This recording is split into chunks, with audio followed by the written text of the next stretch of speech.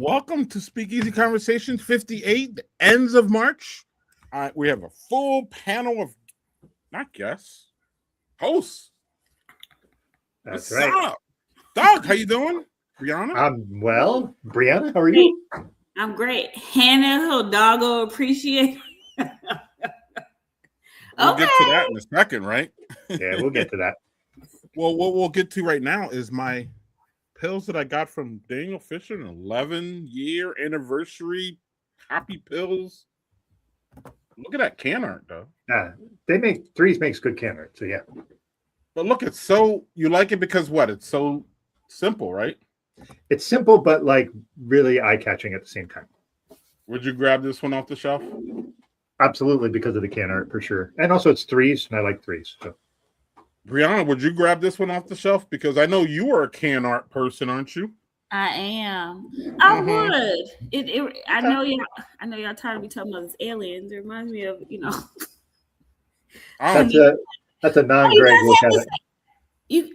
Wait, why do they look different? Because Greg has the background that interferes a little bit. So. Yeah, that's beautiful. Yeah, see, it's cool. Yeah, I like that. And that's Daniel's the one who sent it to both of us. So thank you, Daniel. Cheers, Daniel, and safe ride home on that subway. I love the subway. On the subway. Hey, did you know that's really dangerous?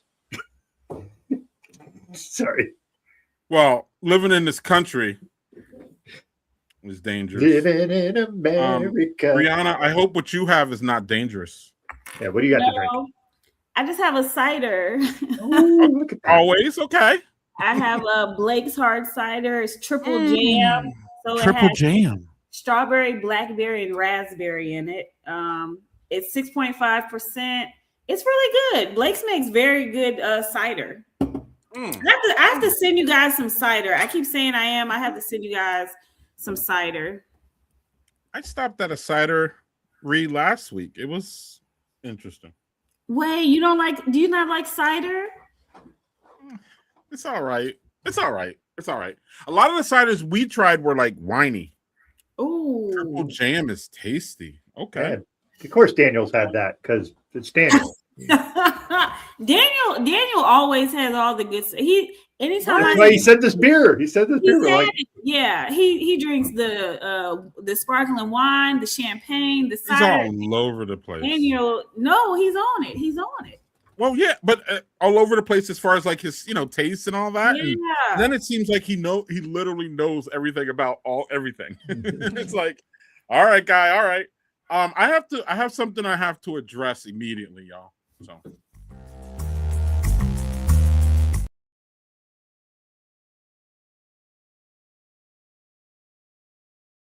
My bad, Doug. Why are we muted? Doug? Oh, because you went to this. That's okay. I wanted to do this because this is interesting. This is Jack's Abbey did a collab with Warsteiner to make a MyFest lager. Now you have to explain to me what that is. Mm-hmm. So there's My Box and MyFest and Fest Lager is kind of Oktoberfest. So it's kind of a mishmash of those styles. Okay. So, but Warsteiner is a very popular German brewery, and Jack's Abbey's out of Vermont. So this is kind of an interesting collab because it's cross continents.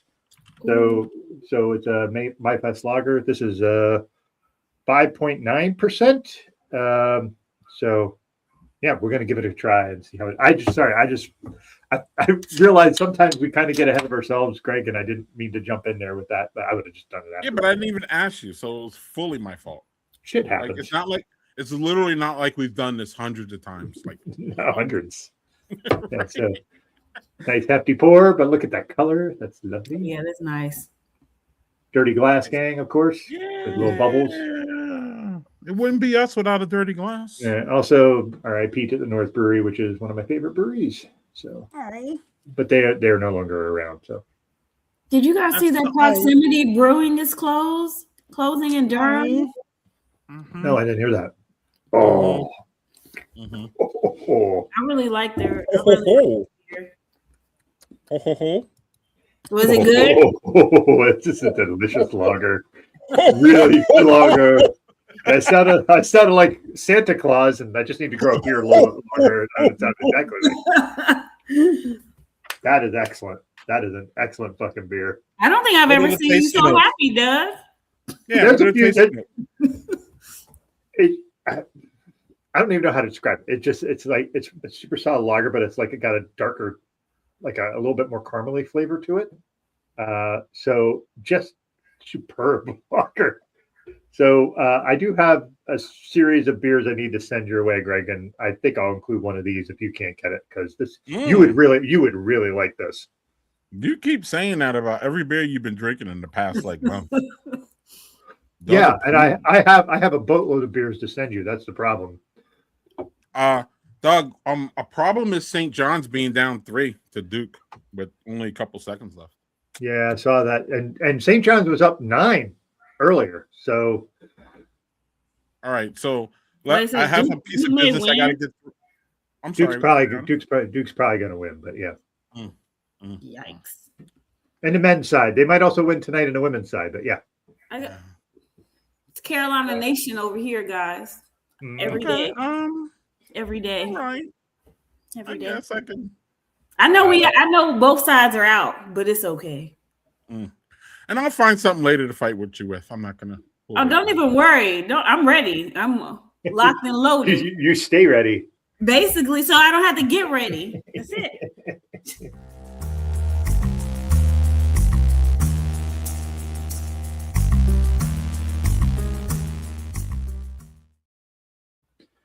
This isn't necessarily past guest news, but I've gotten harassed in my fucking DMs right before this, and I have to address it.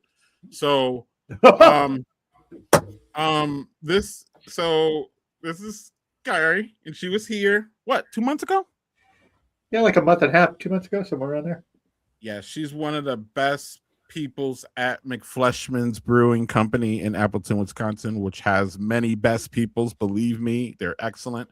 But this is going to knock her down a little bit because she sent me this in our DMs or in my DM or in our direct DMs, Bryana, of her holding a milk tube. And a milk tube, Bryana, I don't know if you missed it or you saw. Milk tubes are these wonderful foam beer pours. They're all foam. You told me about that.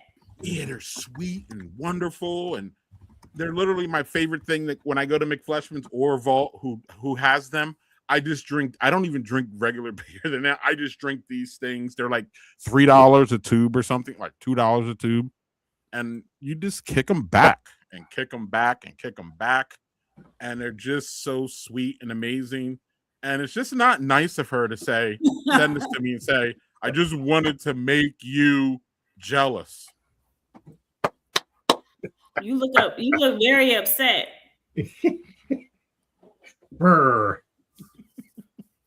Nah, it's great. She's great. It was great. It's fun. But yeah, the whole afternoon I was lamenting not being able to go to the Giant Jones Barley Wine Fest because I'll be in Milwaukee tomorrow when I'm normally there. And then tonight I was just busy and I couldn't get out to go. And then in the middle of all that busyness, she's like, hey, look what you're missing, Greg. And I'm just like, so I wanted to get rid of the negativity, right? Ain't no negativity. It was great. But shout out for that. That was fun. So, Bryana, Yes. what's going on with ancestors and alcohol? What have you been doing? Let's catch up on it before we get to being messy and you wanting to block us and me wanting to drop you and all those things, right? So, to be clear, I want to do none of those things. right. I don't Before want to the do that. black people start arguing, we're going to have a good time.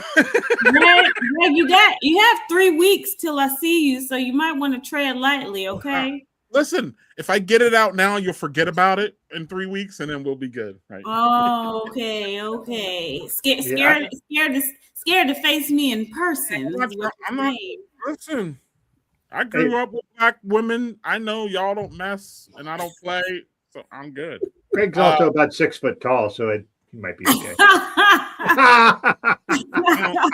Yeah, and 600 years old at this point, right, Doug? So, like, no, that's me. well, I'm not far behind. How about 545, right? So, right. Bryana, what's going on with ancestors and alcohol? What have you been into? You're always into something new, fun, and it's always black, so I'm always interested. Well, today I just posted the black coaches that made it to March Madness on the men's side and the women's side. There were 11 black coaches for the women's side, and there were 10 black coaches for the men's side. Unfortunately, none of the men teams are still in at all. Like, all of them are gone. And then there's a few still left over for the women's, like Duke, South Carolina, Notre Dame, Virginia. I think that's everybody that's still in. I might have missed somebody, but those were the main ones. So hopefully we can see at least. Of course, we know Dawn's gonna make it, to the Final Four. I don't know if Duke will make it to the Final Four. Okay. I don't know. So, but that's what I've been up to. And I've been only watching 2 shows. We'll get to that. Okay. Anything? Can you preview anything that we should be looking forward to in the summer or maybe in the fall? Anything you got planned or anything you could talk about? Because Doug knows I have a lot of things planned, but some of them I can't talk about. But Doug hears about them all. Nothing planned too much. I might add some more. I've been, dabbling with doing like itineraries when I go out of town and naming all the black restaurants and things like that. I'm gonna try to get into that a little more. When I go places, I meet the owners of the restaurants and the bookstores and stuff, and kind of exploring and getting people to give them some business. But that's really all. Trying to get more into that. And the WNBA, when that comes, going to a few of those games and talking about those. I went to the ACC tournament this year. I got to see Notre Dame, Carolina, Louisville play. That was great.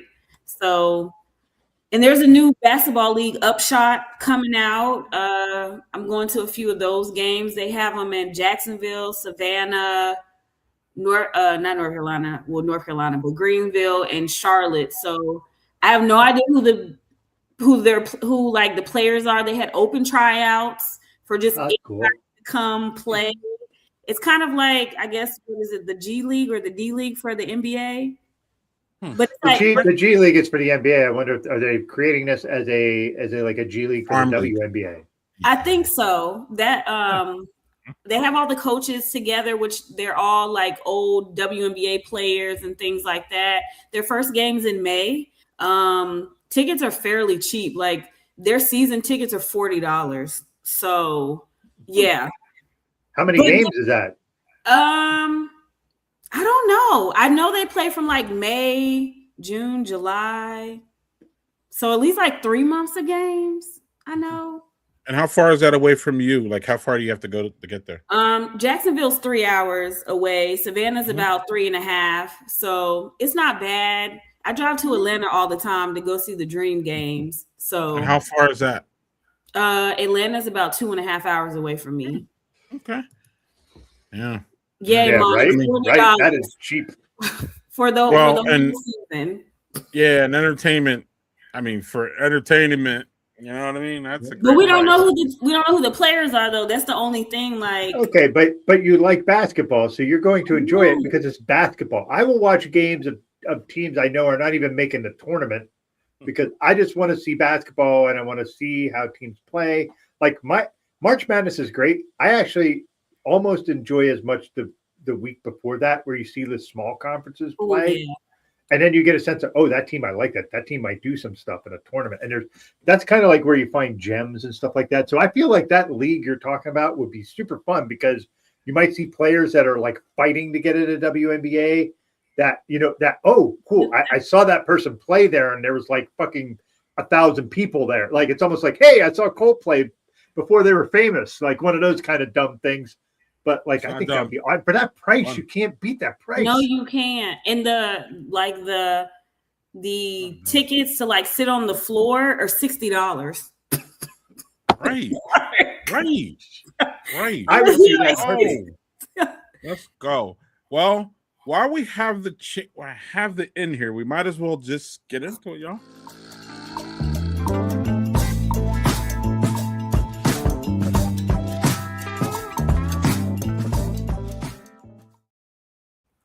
Yeah, so we might as well just keep it here.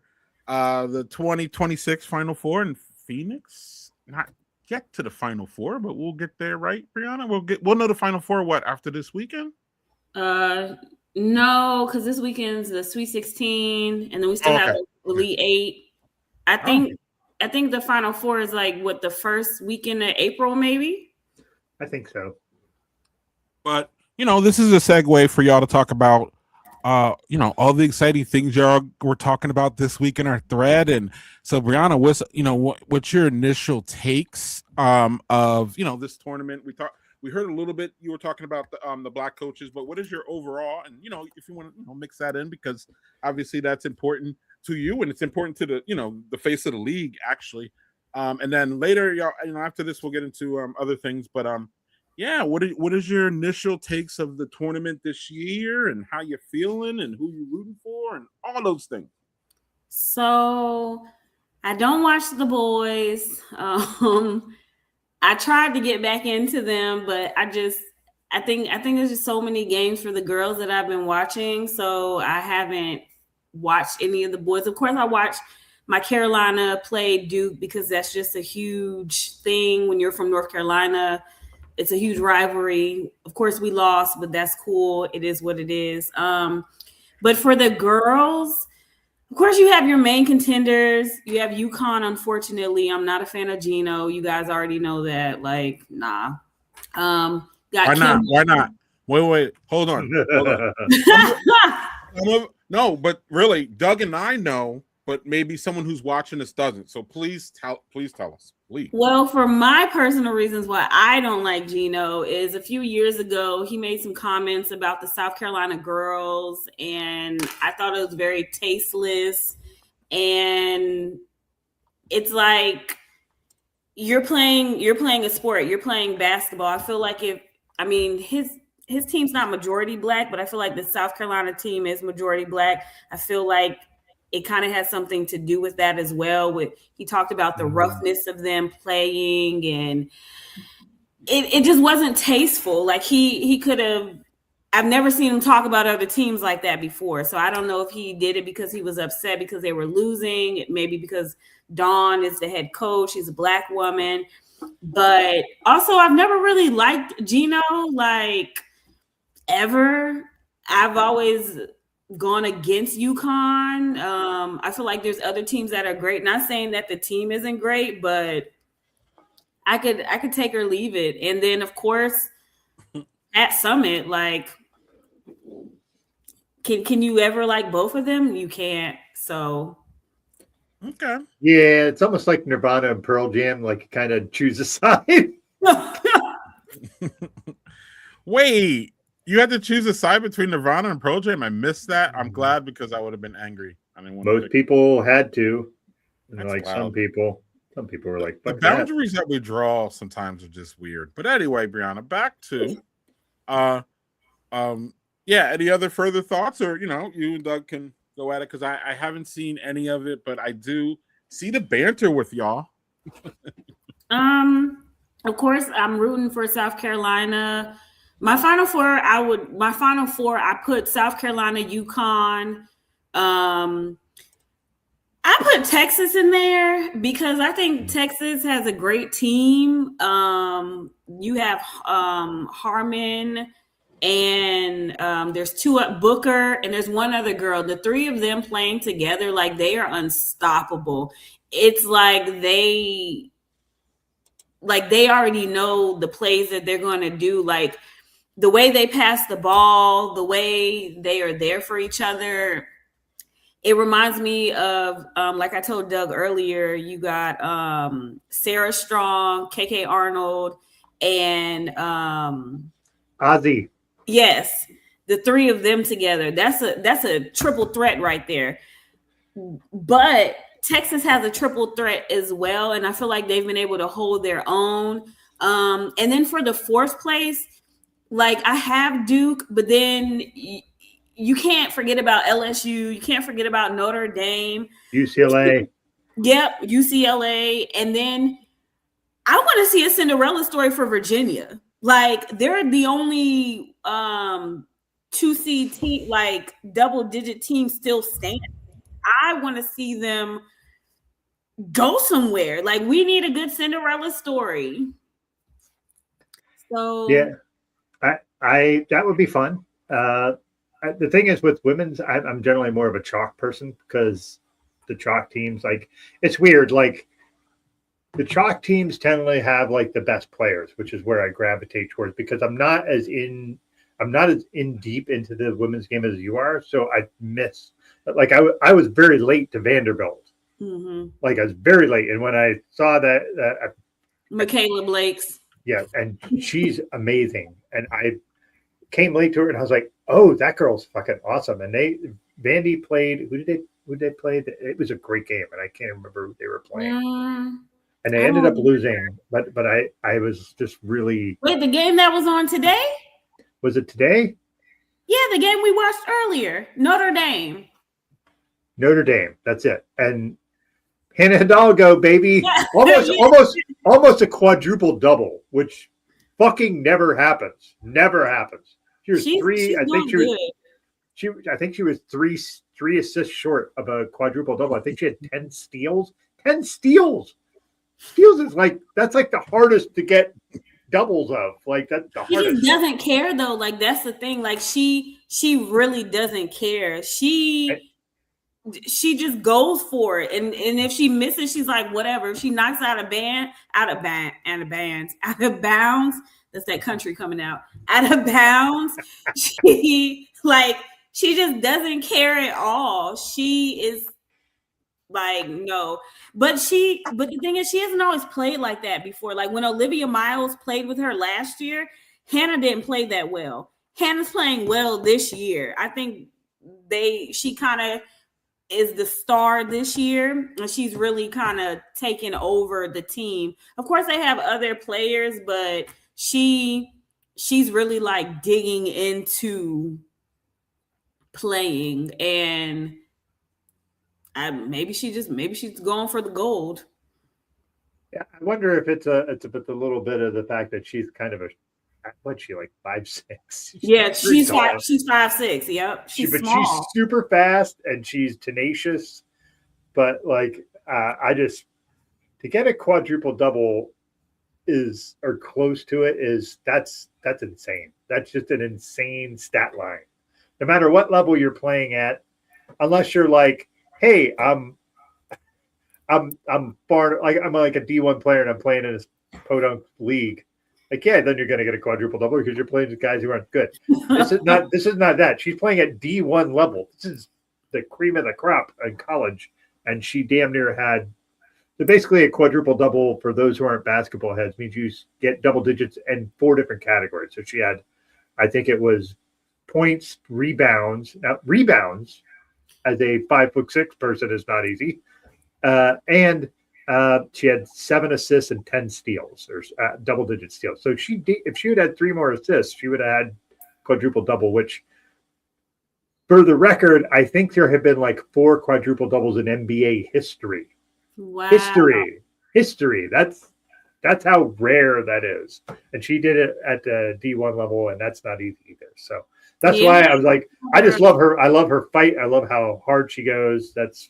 I really like players who just hustle their ass off and work. And she does that. Neil Ivy calls her a machine. Mm-hmm. That's what she calls her.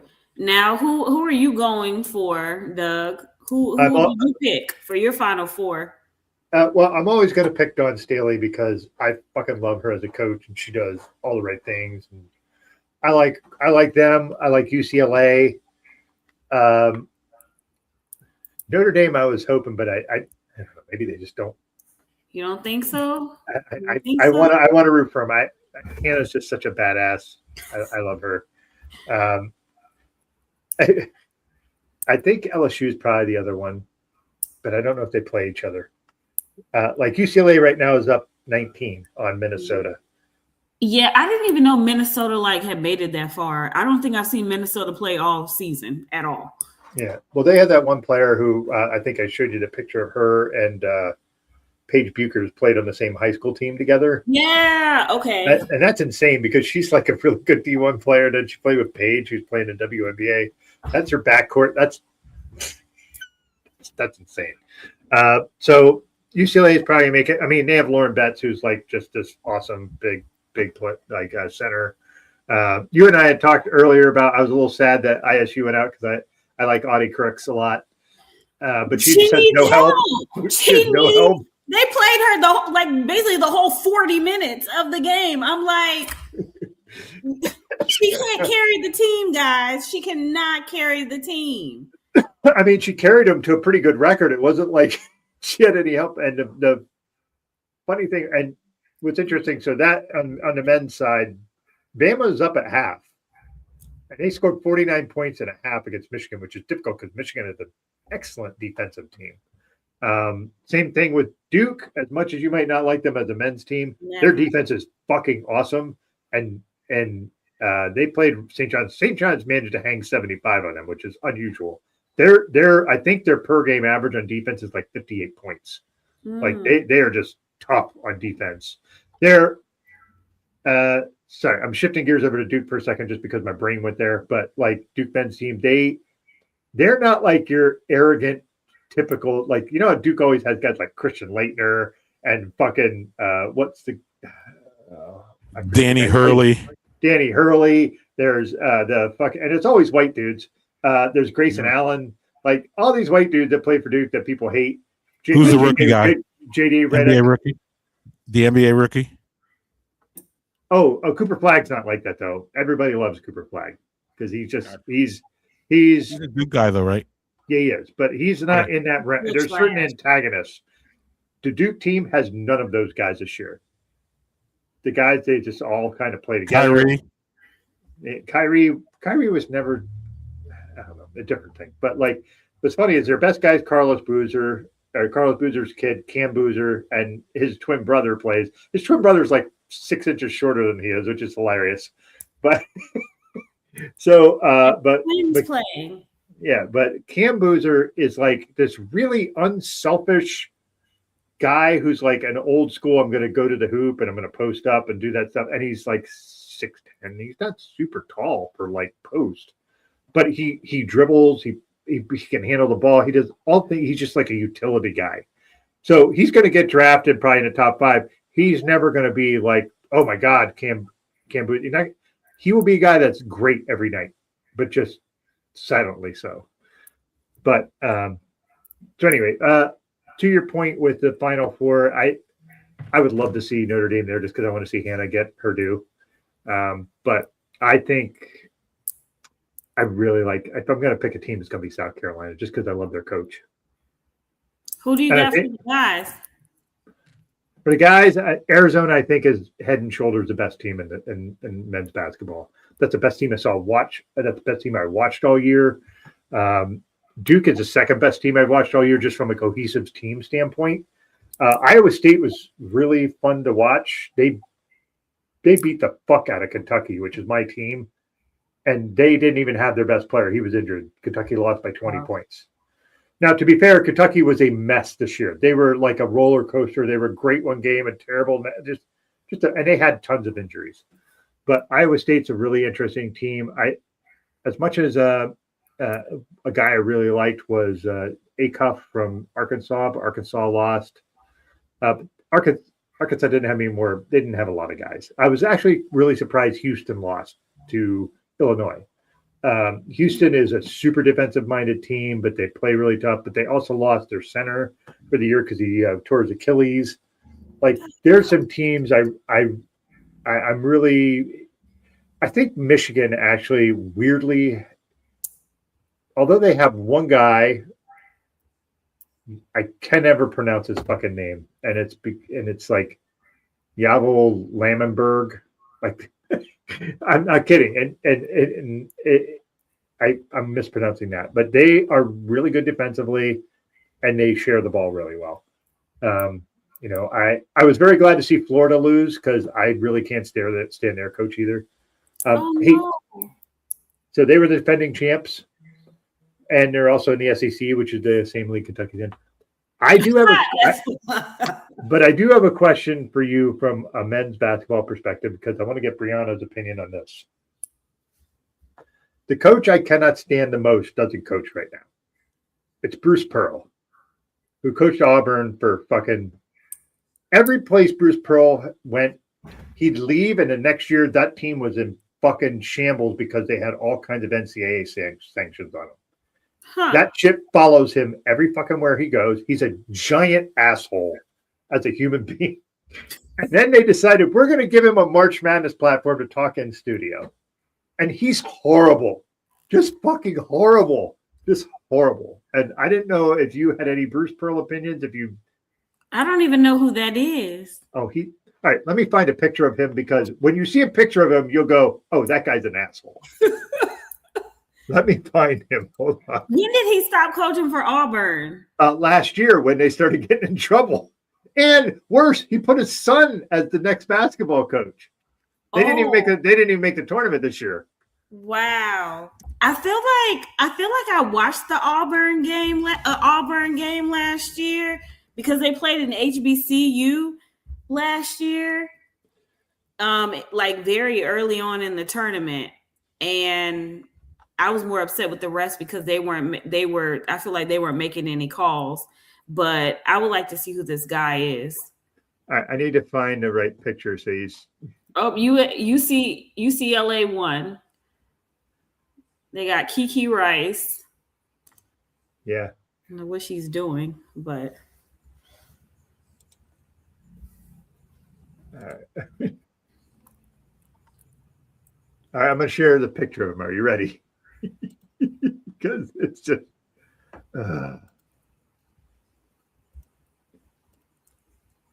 Here we go. Oh, no. Just the douchiest. And the best thing is from Inc. Dusty. This is the guy who's like an Inc., which is like a business magazine. Business coaching lessons from Bruce Pearl. Yeah, no, he doesn't look fun at all. No, he's a giant dickhead. Just a giant dickhead. He doesn't look fun at all. And they let him, he's like broadcasting now. Yeah. Sorry, hold on. Did I just fuck things up there? Sorry, Greg. You wanted to get his dusty face off the screen? Yes, because I can't fucking stand him, that fuckwad. I hope he never coaches again. I really do, because he's just such a dick. Now, you know, guys like him are going to wind up coaching again. Oh, yeah. I'm going to give you two. Rick Pitino, who just lost. Rick Pitino had a giant scandal at Louisville where he got sex under a table from an undergrad student. What? And managed to come back, and now was coaching in a state tournament. And then there's a guy named Will Wade who was coaching NC State. And he left Louisville because of all kinds of recruiting violations. Coached 1 year at a small D1 and then went to NC State for 1 year. And now is back at LSU. LSU hired him back. How they let him back? They can just do whatever they want to do. I feel like they don't give the women all these chances though. Like they don't at all. Like didn't they? I don't know. Did they fire the coach from Tennessee yet for the women yet, or is she in talks of leaving? I have no idea. Yeah, they were talking about firing her because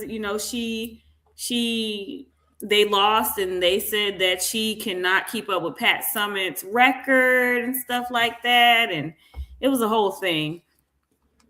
I want to talk a bit about one coach who I actually really admire in men's basketball, and it was the Howard University coach. He was on my list. Kenny Blakeney, who played at Duke, who you hate. I love Kenny Blakeney. I didn't know he played at Duke. Yeah, but like the way his players after they lost were talking about how he just included all them and did all this stuff. Just a great, like it seems like just a great guy as a coach. Just I mean, he's at Howard. He's at HBCU now.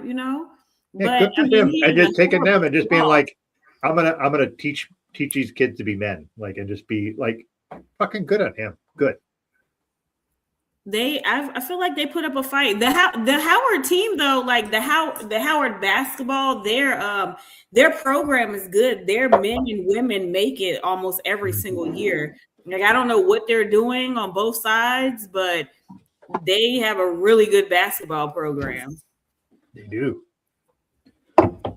So sorry to that man that he went to Duke though, but I thought it was I thought it was Kenny Blakeney, which I thought that was a guy that was at Villanova many years ago back in the 80s. So that's how much I knew.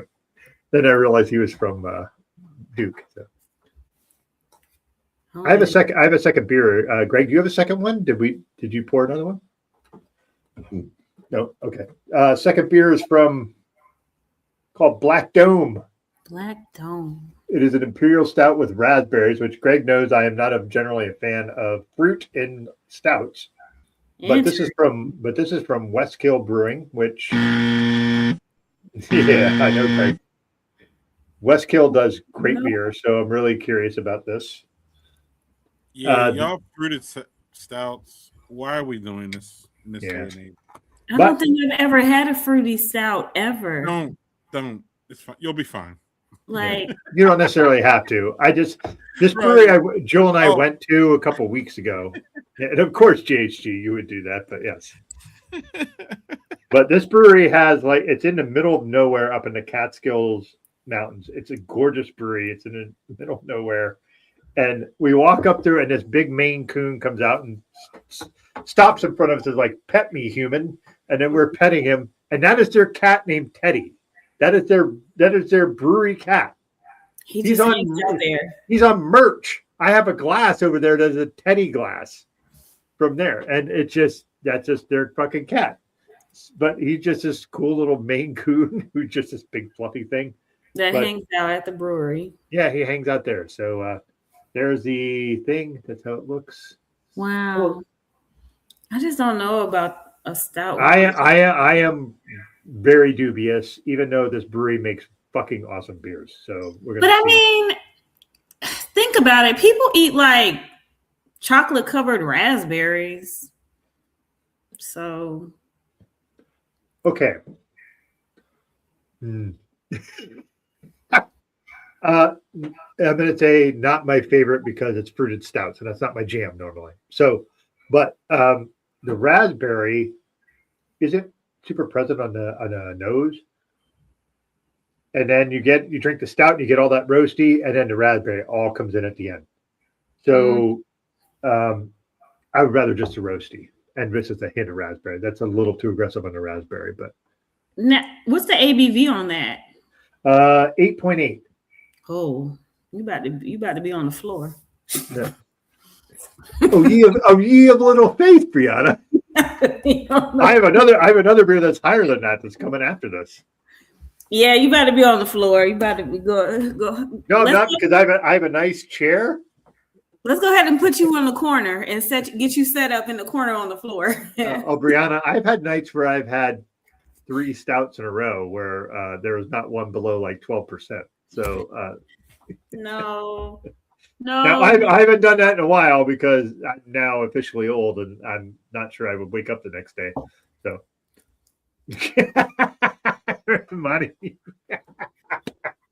Hey, I am here for the orange and stouts because orange and that kind of play off of roasty stouts that sounds awesome.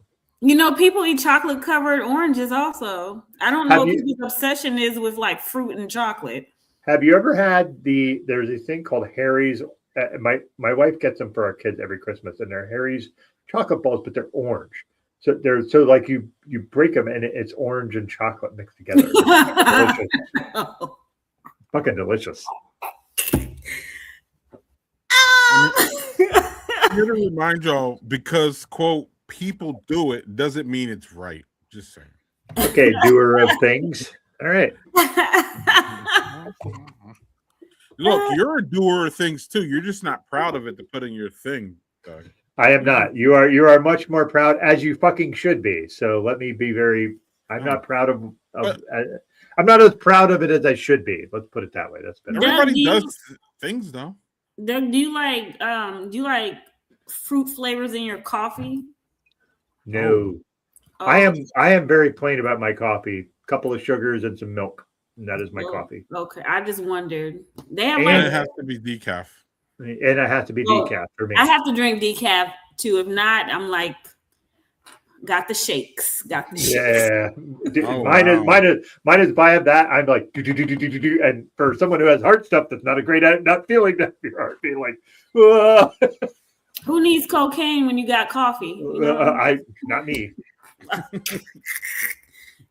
Not me. Who needs cocaine if you have coffee?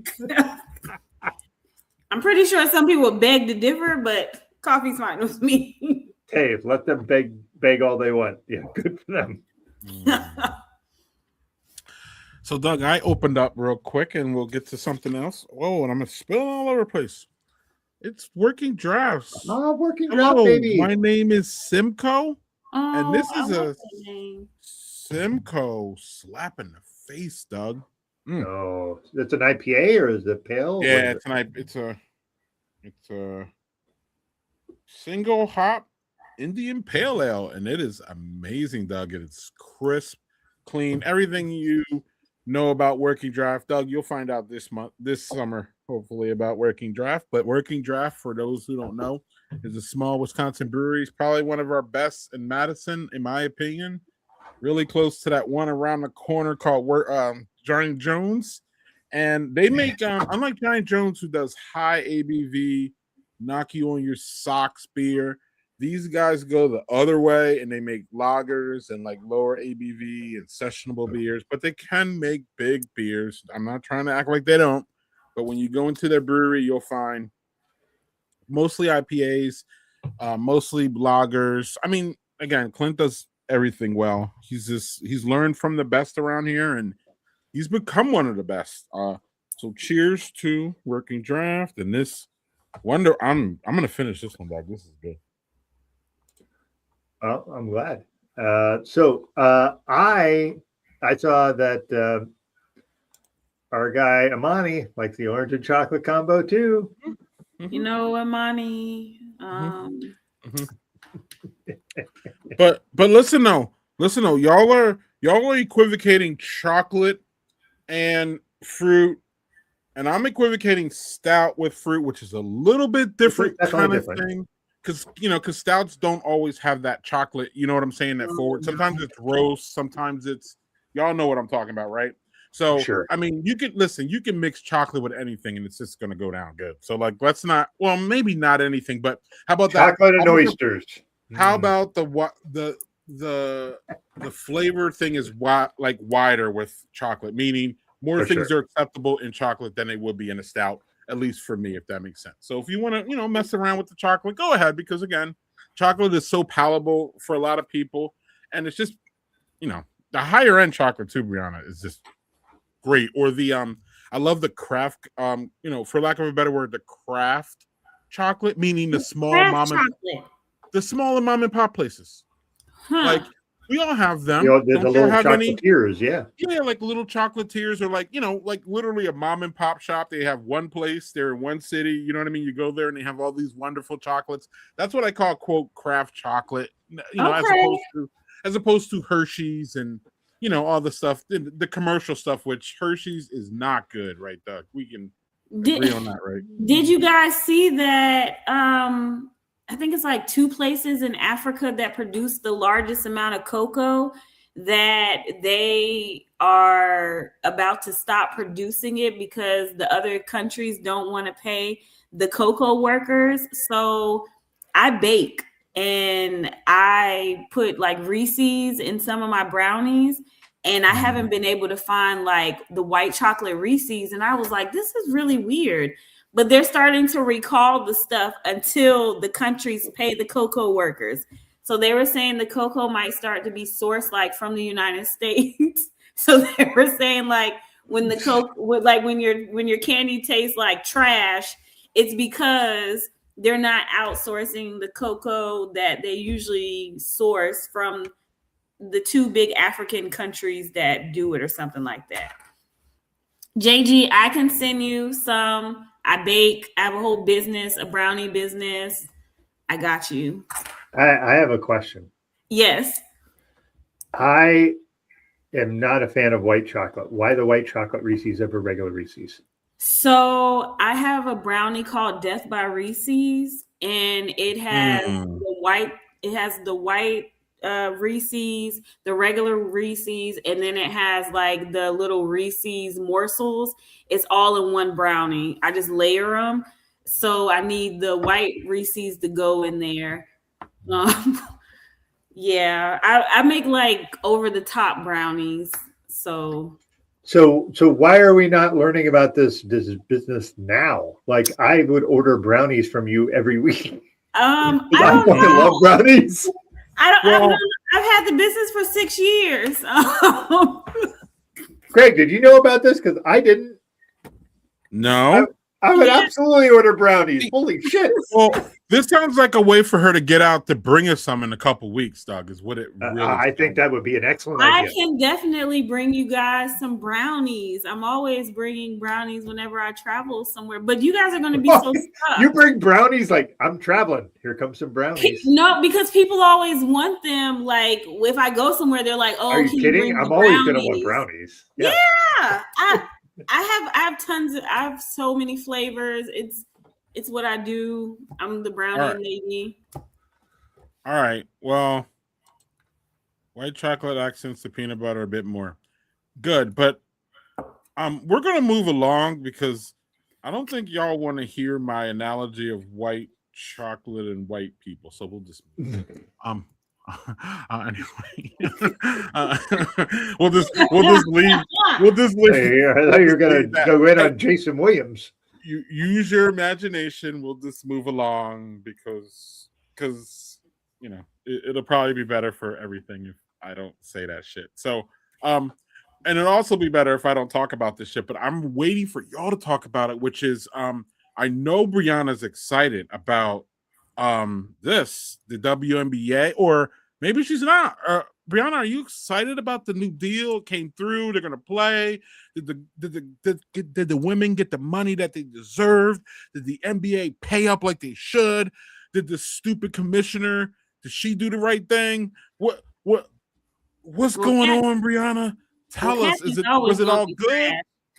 Should we be happy? I'm sorry, I got a lot of questions. Let's go. We should. Kathy's always going to be trash, though. Let's just get down here. Kathy's always going to be trash. Okay. Okay. She's permanently in the trash bin. Is that she can never reach out? She's done so much. She's piled it on her. She's in a landfill. Is what it sounds like. She's like that is where she is at. I really think she's only doing this because she really didn't have a choice. She also knew Unrivaled was going to blow her out the water. So I'm very excited. I was nervous for a while that there was not going to be a WNBA season. I was going to be heartbroken. And it's taken months for the CBA to go through. Like, They did not want Kathy. And all of them did not want to negotiate. They did not want to give them the money. They didn't want to give them what they were due, what they were owed. I really think Unrivaled had a lot to do with this. They saw the revenue. They saw like how excited the fans are. I went to 2 Unrivaled games this year, and I can tell you the experience is like no other. I met WNBA players, took pictures with them. Like they don't have security walking around with them. It's just a very small, intimate, like arena, and the prices aren't ridiculous. Like they're not crazy. So the WNBA, I really think they were trying to match that, or not. Like they can never match Unrivaled, but I think they knew that if they didn't step up and they didn't have a season this year, a lot of the players were going to go play for Unrivaled or play for Athletes Unlimited, or there was another league that was supposed to be coming out. But I think like some of the main points are like the salary increase, the charter travel, the health expenses, the roster size, which I feel like is so important. Those are like some of the main things that I was excited about. Especially with that roster size, maybe they have more room for more players to be drafted. I know that was always an issue, that a lot of players that played for college ball, like they couldn't be drafted because there was nowhere for them to go. And even with the expansion team, like with Toronto, I'm excited to see how that team does this year. And what was that team that just came? Golden Gate? No. Whatever the new team was this past year that came that did really, really well. I think they see that a lot of people, there's a lot of fans out there that want to watch the WNBA and see them in person. And they're selling out. Like for the Atlanta Dream, their tickets for like their full season tickets are already sold out. Their half season tickets, I think, are already sold out. People want to go to the games.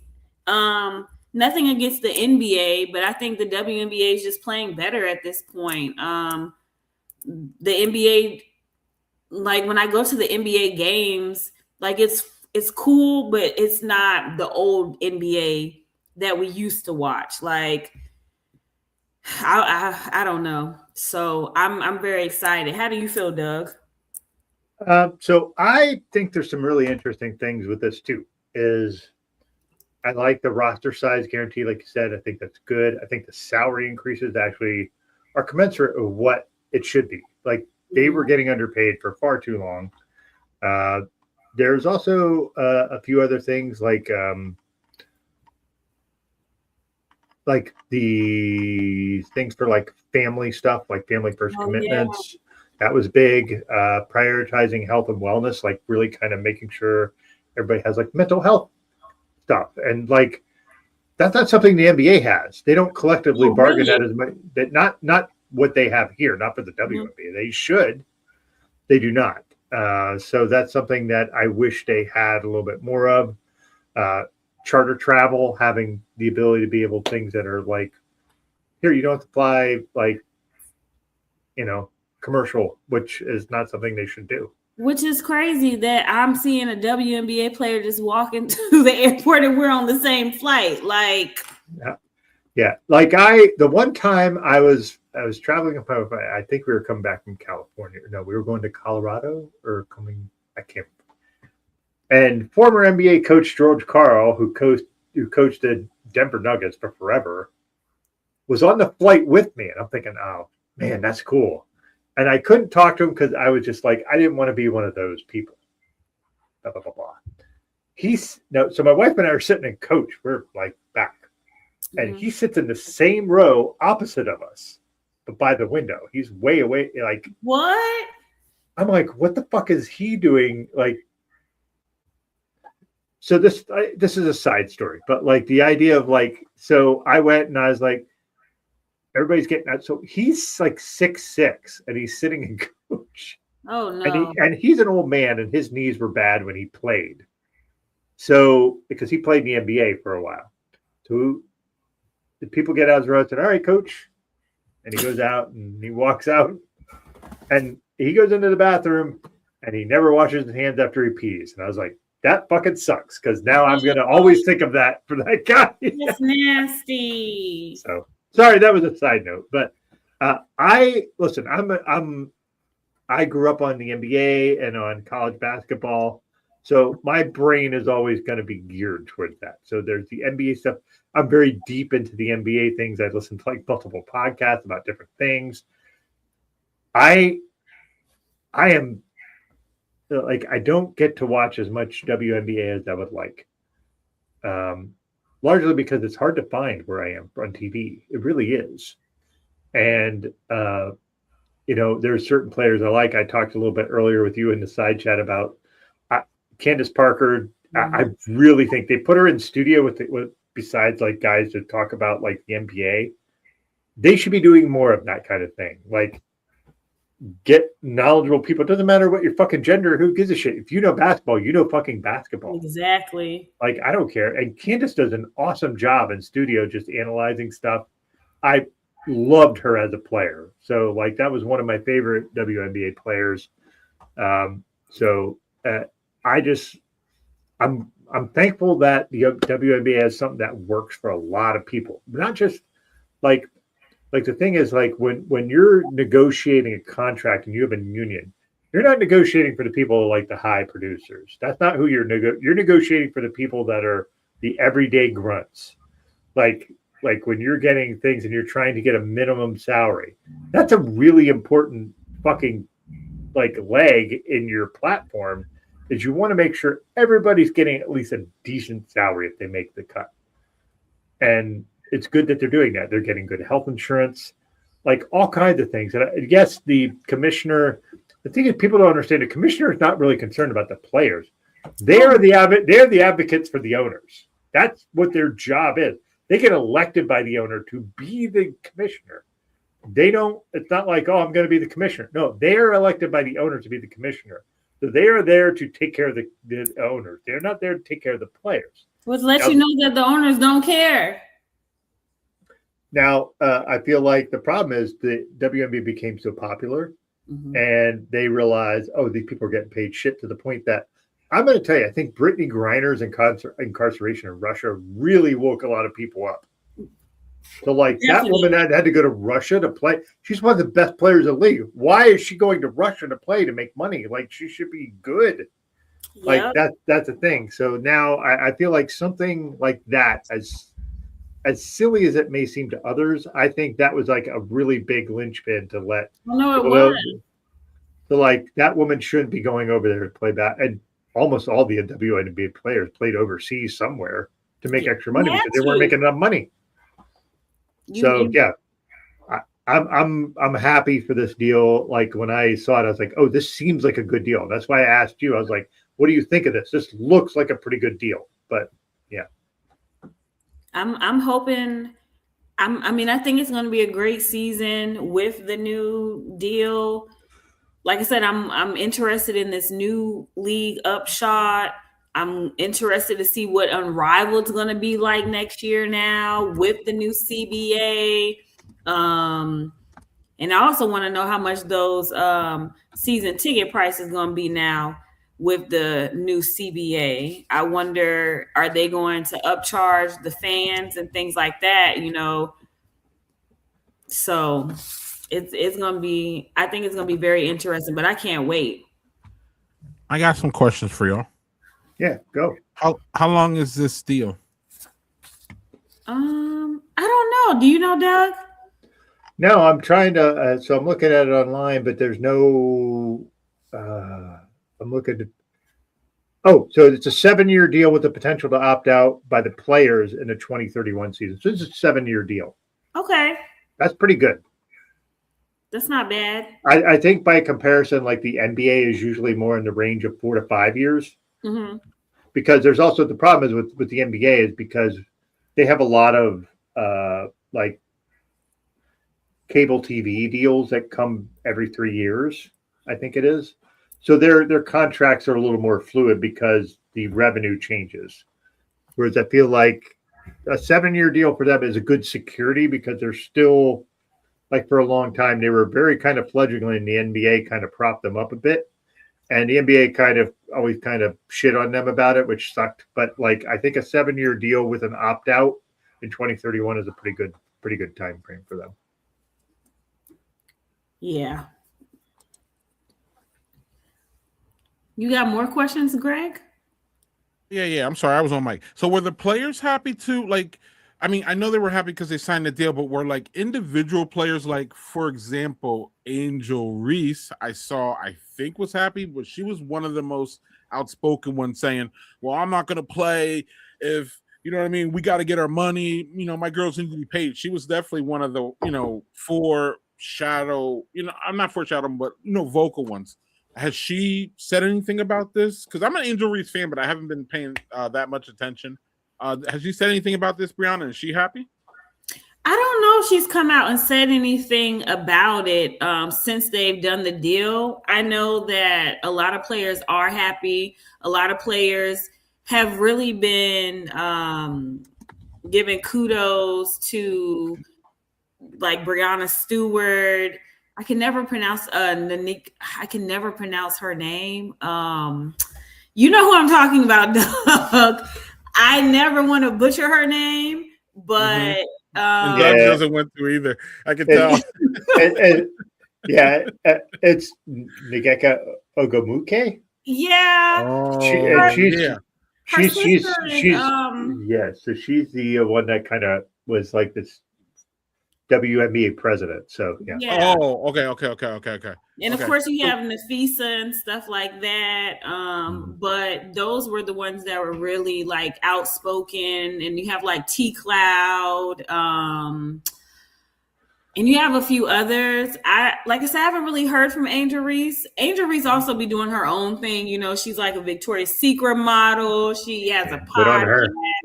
Like she has so many other things going. Meg Thee Stallion just shouted Angel Reese out like yesterday. So she, I think she is going to be happy though. And Asia Wilson, she was the first one to get like a new deal. So. Yeah. I love Aja Wilson and Bam. Like, I love that relationship. Oh my goodness. They're so sweet together. That's love right there. That's love. Like that. Can we talk about Angel a little more? Yeah, you must love Angel. Absolutely. I like Angel for the fact that I feel that she's that attention getter that the WNBA needs. Like, she is that, like, we all remember, Doug could name a gazillion, and Bryana, you could probably name a gazillion ones that are like not the main, not like in the higher echelon, but we have to look at them. Draymond Green is one of them. Rodman, you know what I mean? Where they're just attention getters. Like, they bring in people. Like, Angel Reese brings in people that normally don't like follow the NBA, surreally, like me, really. And then she's doing, she's always showing up like with these big clothes on, and she's made it like, like almost like look at me. And I think that's what some people don't like about her.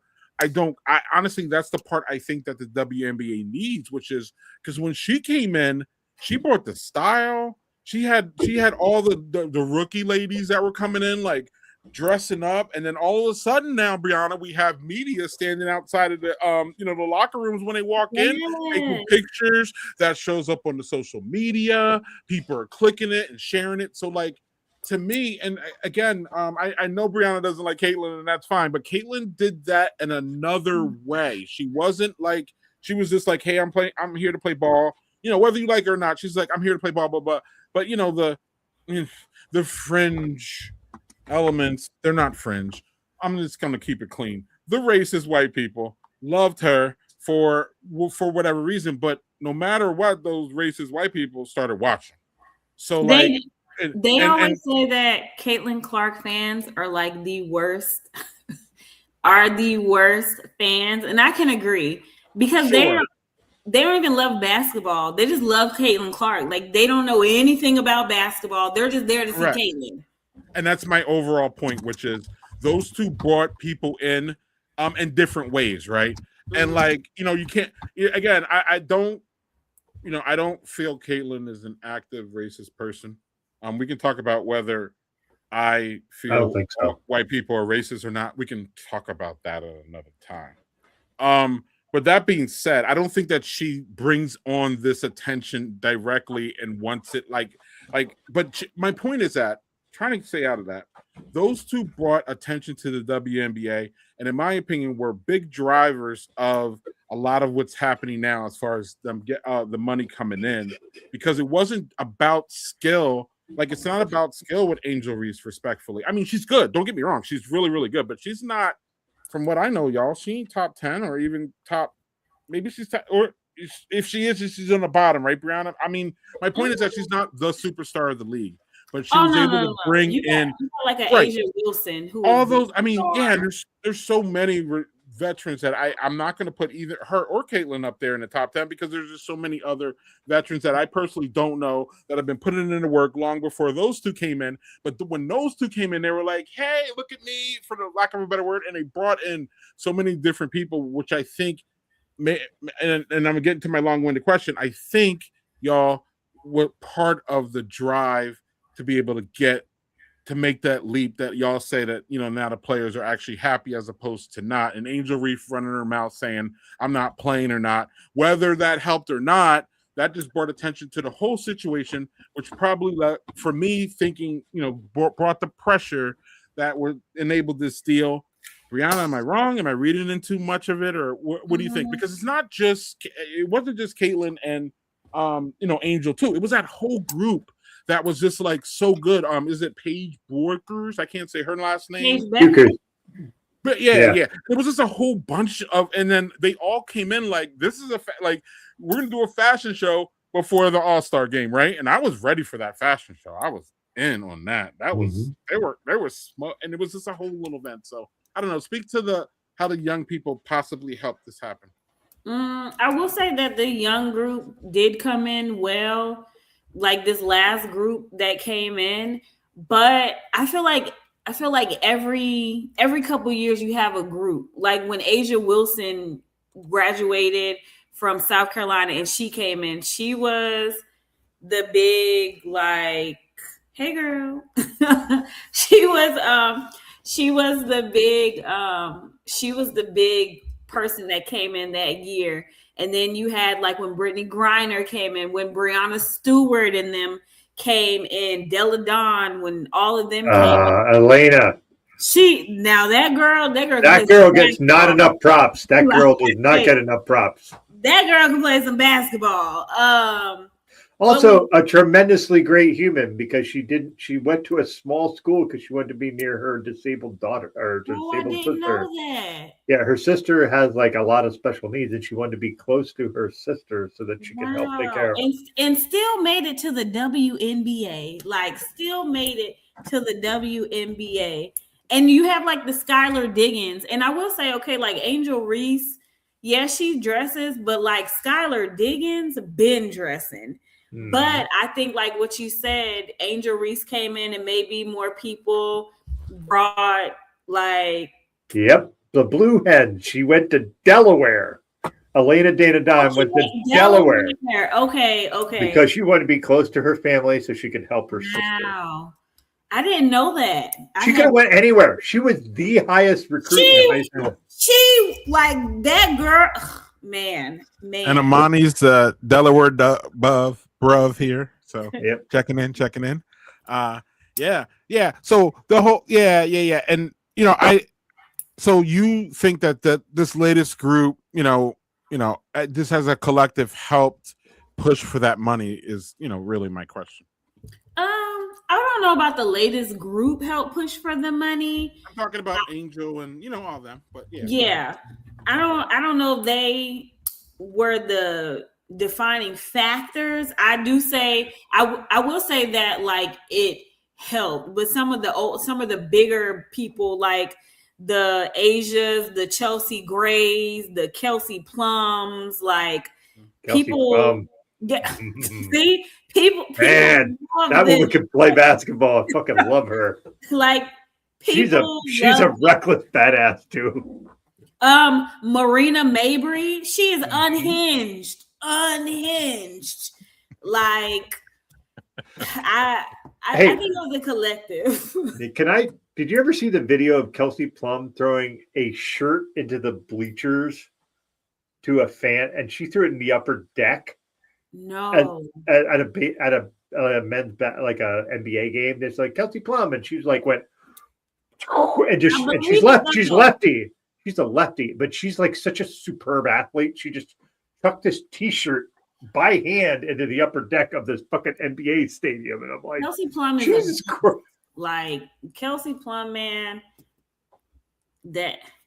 Yeah. And I hope you guys go to some games this year. I don't know how close you guys are. I really need to find an Unrivaled. I really want to go to one of those. I don't know how close those are to me, but man. No, Doug, they only really in Miami. That fucking they had one game in Philadelphia, but Doug, when I tell you it is worth it to take the trip to Miami, just go down there. Oh, you're gonna tell me I need to fly to my birth city? No. You're from Miami? I was born and Doug avoids Florida like the plague. Let's not. I mean, we don't gotta go down that rabbit hole. Oh man, Doug, you gotta go to a game. Like it's like nothing. Yeah, else. but it's Florida. It's Florida. Like, you literally just go. You go to the game. They have an ice cream museum down there. It's amazing. I don't. You don't eat ice cream? I do, but I don't want to eat ice cream in fucking Florida. Fuck that fucking state. Thank you, fucking whatever that stupid governor is. I can't even. I went to Disney World once, and I went there when I was 13, and I was like, "This is stupid," and I was like, "I'm not ever going there again." Oh, it's Disney World. Hey, now if you go to Disney World now, do you realize? Like, we have friends. Hop Geeks News. I'm talking to you folks. You go as Disney adults. You go to Disney to go as adults, and I was like, "Me." I go, okay, so how much do you fucking pay to go to Disney? It's insanely expensive. I go to Orlando every year in December so I can see all the Christmas stuff. Okay, I don't think that's a Christmas thing. I can understand. Okay, but I wear the ears, I dress up, like it's a whole thing. Oh my God. We learn every episode, every time Bryana's on, we learn something new about her. It's like never expected. And it's generally not good, right, Dog? And it's like, it's like, wait, we didn't. Who hates Universal Studios? Like what? I've never met anybody say, "Oh, I hate Universal Studios." We should have picked better, Dog. No, we shouldn't have. We picked great. Rihanna's our gal. This is great. It just creates. Hey, look at the dialogue we're having now. I don't understand. Doug, be all cool because we're about to go to emojis and all hell's gonna break loose. Probably. Can I have my third beer before we go to emojis? We didn't talk about my 2 shows that I was limited to. Anytime. And we didn't even talk about Bryana's shows yet. My two. That's Relax. all. Yo, I didn't say we were going now. I said we were going to go eventually. Oh. Doug, I can knock it down to 1 show. You know what? 1 show. 1. Oh. Bring them all. Let's go. Y'all are. Oh no, Doug, do your beer. I'll be Doug, do your beer. I'll be right back. Okay. I don't know what the fuck. Okay. All right. Doug. So. Wait, hold on, Doug. Doug, hold. Whose idea was to get her to be co-host? What happened? I know who it was. It was you, motherfucker. Right. It's a whole meme of Wanda Sykes. No. Like, what do you think is the problem? Who did this? Who's stressing me out? You, motherfucker. You. Right. Why is it me? Because you're white. That's it. It's over. All right. Fair enough. We're gonna blame you and. Hey, I accept that. should literally be end of the story. No.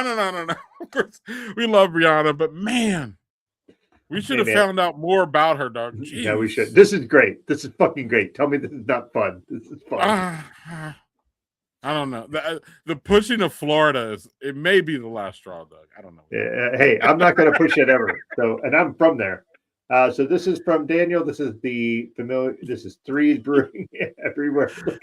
Well, he's not thumbs down in your beer. Anyway, I'm sorry. Go on. This is from Daniel. This is the familiar distance. This is the Imperial Stout with coconut and Bryana wood. I don't know what the fuck Bryana wood is, but all right.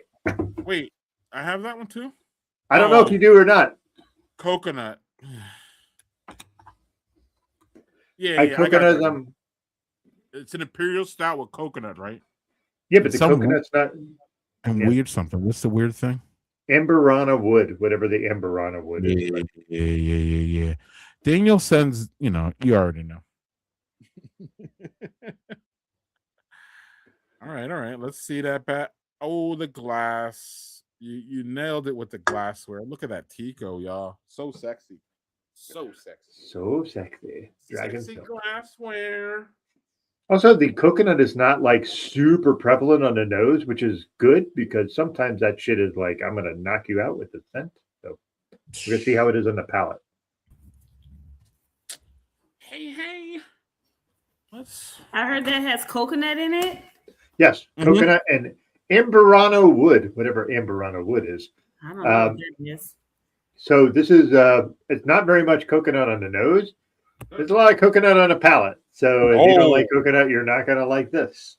Maybe I'll save it for a while then. So here's the thing. So I don't like coconut to eat. I don't mind it as an adjunct. Okay. So like the flavor is not bad. But if I have to have coconut, like, I don't know, if you've ever had cake with like coconut on it or something like that, like the fucking texture of coconut sucks for me. I really hate the texture of it. It's not the flavor, it's the texture, just weird to me. So but it's really interesting, good. It's really well done.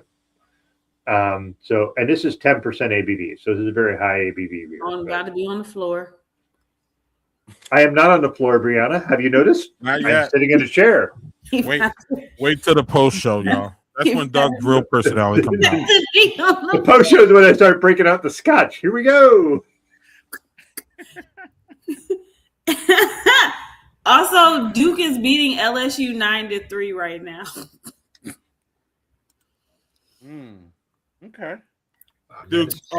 Duke. That would be Duke ladies because Duke men just won, right? Yes, they did. Lauren? Hate it. Also, Alabama lost in the men's. Yep. Oh my God, UConn is up 25-8 in the men's over Michigan State. Wow, that's embarrassing to be at this point and you're losing like that. All right, so here's the thing. I fucking hate Danny Hurley, the head coach of UConn. He's just an asshole. He's a good coach. He's a fucking asshole. I fucking hate him. Him and Gino are probably best friends. Oh, they probably are. And the thing is Izzo's a bit of a maniac himself, but I'd rather Izzo win than fucking Danny Hurley. Is anybody else hearing that laughing? Yeah, that's Greg giggling in the background. So. I'm still here. I was like, am I losing my mind? I know I hear evil laughing. Yeah, I'm still here. I'm just not on screen for this. Okay. That makes me feel much better now. Okay, yeah, it wasn't just like an evil. I was like, what was that? Does anybody else hear that? Yeah, Doug, we got to do that more than F with her now. We're gonna absolutely do that more now. All right, are y'all done talking about hoops for the moment? Dude, I can talk hoops for 4 hours. Let's get out of this because I will keep going. I do have one thing to say. Time out. See, keeping on brand. So the Atlanta Dream usually plays at like this small arena, like by the airport. And so I just got an email, I think this morning, that they're going to have 5 games at the State Farm Arena this year. Last year, when they had the game at the State Farm Arena against the Indiana Fever, they sold out the State Farm Arena. They sold every seat. And so Caitlin. I don't know. Some of the smaller ones are going to start doing things like that also, like having bigger, like packing out bigger arenas. But I just wanted to say that because I guess maybe that's part of the CBA. Maybe they are getting more money so they can afford to do more things like that. But that's all I had to say. I have one more WNBA question before we move on. And this will be Okay. short. Bryana, did you see that the Connecticut Sun were sold? Going to Houston. Going to Houston. Going to Houston. As dumb as I am, I didn't realize Houston did not have a fucking WNBA. How did I fucking They not used realize to. that? They used to. Cheryl Swoops. Cheryl Swoops is there. And it's gone. They're only in Dallas. But I wonder, like, I went to a Connecticut game last year, and I will say my friend stays in like Middletown, Connecticut, which is in between Hartford and whatever the other big city is in Connecticut. Oh, there's not big cities in Connecticut. There's no big cities in Connecticut. What? Hartford's not a big city? No, that is a small city. Okay, well, Madison is way bigger than Hartford. no, it's okay. What's Hartford? What's another city? In Connecticut? In Connecticut? New Haven. Yes. Okay. Yeah, she lives in between New Haven and Hartford, but we had to drive like an hour to get to the arena to see the Connecticut Sun play because they play at the casino. Oh. So I was like, yo, people are really driving out here to see these girls play like for the whole entire season. So I feel like they have something to do with why maybe they're moving. Yeah. So Bristol is that's where ESPN is. Bristol is Daniel Fisher said Bristol and Waterbury. And Waterbury. Bristol is where ESPN is. Otherwise, that would not be a city. Okay. Wait, and Daniel might know what's the city that that Maury used to be filmed in? I think it was Bristol. Maury. He's still alive, right? He's still alive, but he's not on TV. He's not making new ones, unfortunately. Neither is Connie Chung, his wife. Connie, well, right. That's his wife. Oh, I was like, she's dead? But no. No. He's married to Connie Chung, and they're both still alive. So, yeah. I feel like they should bring back those types. I would like to see, like, Montel. I would like to see Ricky Lake. Is Montel still alive? Yeah. Montel was sick for a while. No, he's still around. Is he dead, too? No, y'all are so melancholy tonight. Oh my god!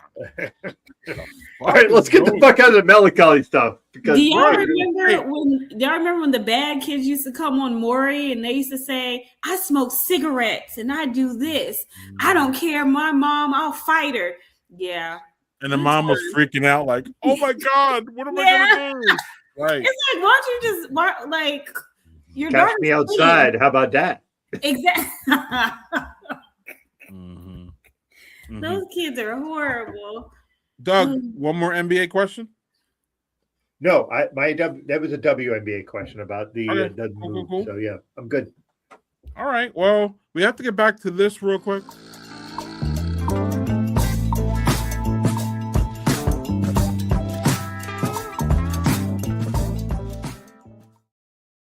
Only two. So Bryana is watching some things, and one of the things, two things. Two things. So it's this one, right? Second season. What's going on with this one? Yeah. So did you guys? Well, Greg, did you guys ever watch the first season? I saw the first season. The first season was awesome. Okay.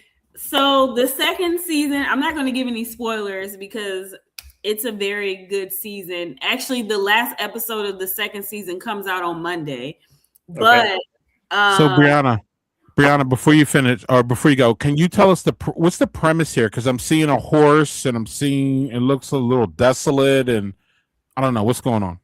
Okay, so basically, Paradise is, I don't even want to tell you. Okay, I'll just talk about this season. So basically, this season, just the premise, like the overall You don't have any spoilers. Yeah, just the overall, like, what's the story about? Because I'm not, the Like truth the whole lies inside. show? I'm not feeling it here. Yeah. The whole show or just this season? The whole show, for sure. Okay. So basically, the world ends and they create like a secret underground bunker for a certain amount of people. Okay.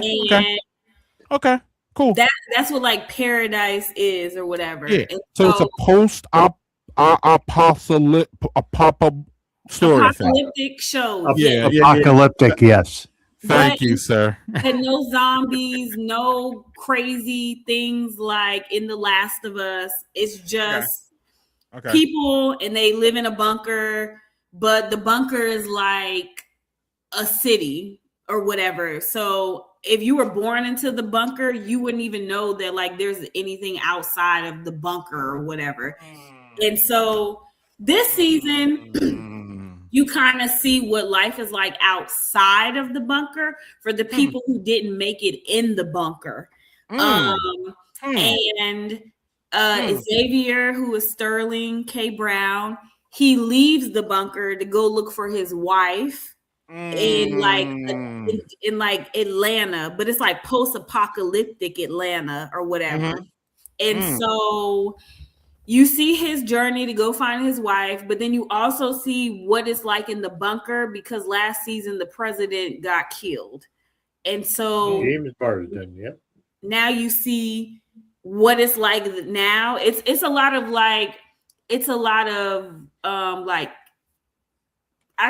conspiracy going on. It's a lot of who's going to be the new leader, but you also have people who made it, like survived the event. That's what they call it. Who survived the event that now know about the bunker and they want things from the bunker. So that's kind of what this whole season is about. It's really good. And there's only 8 episodes, Greg. I feel like you could get through this. Yeah, Greg, you can do it. Okay. And there's commercials, so you could like get up, go do something on a minute 45-second commercial, and then come and sit back down. Yeah, that's true. I will say this, that like I enjoyed the first season. I did not start the second season yet. It reminds me a bit of a show called Silo on Apple Plus. Yeah.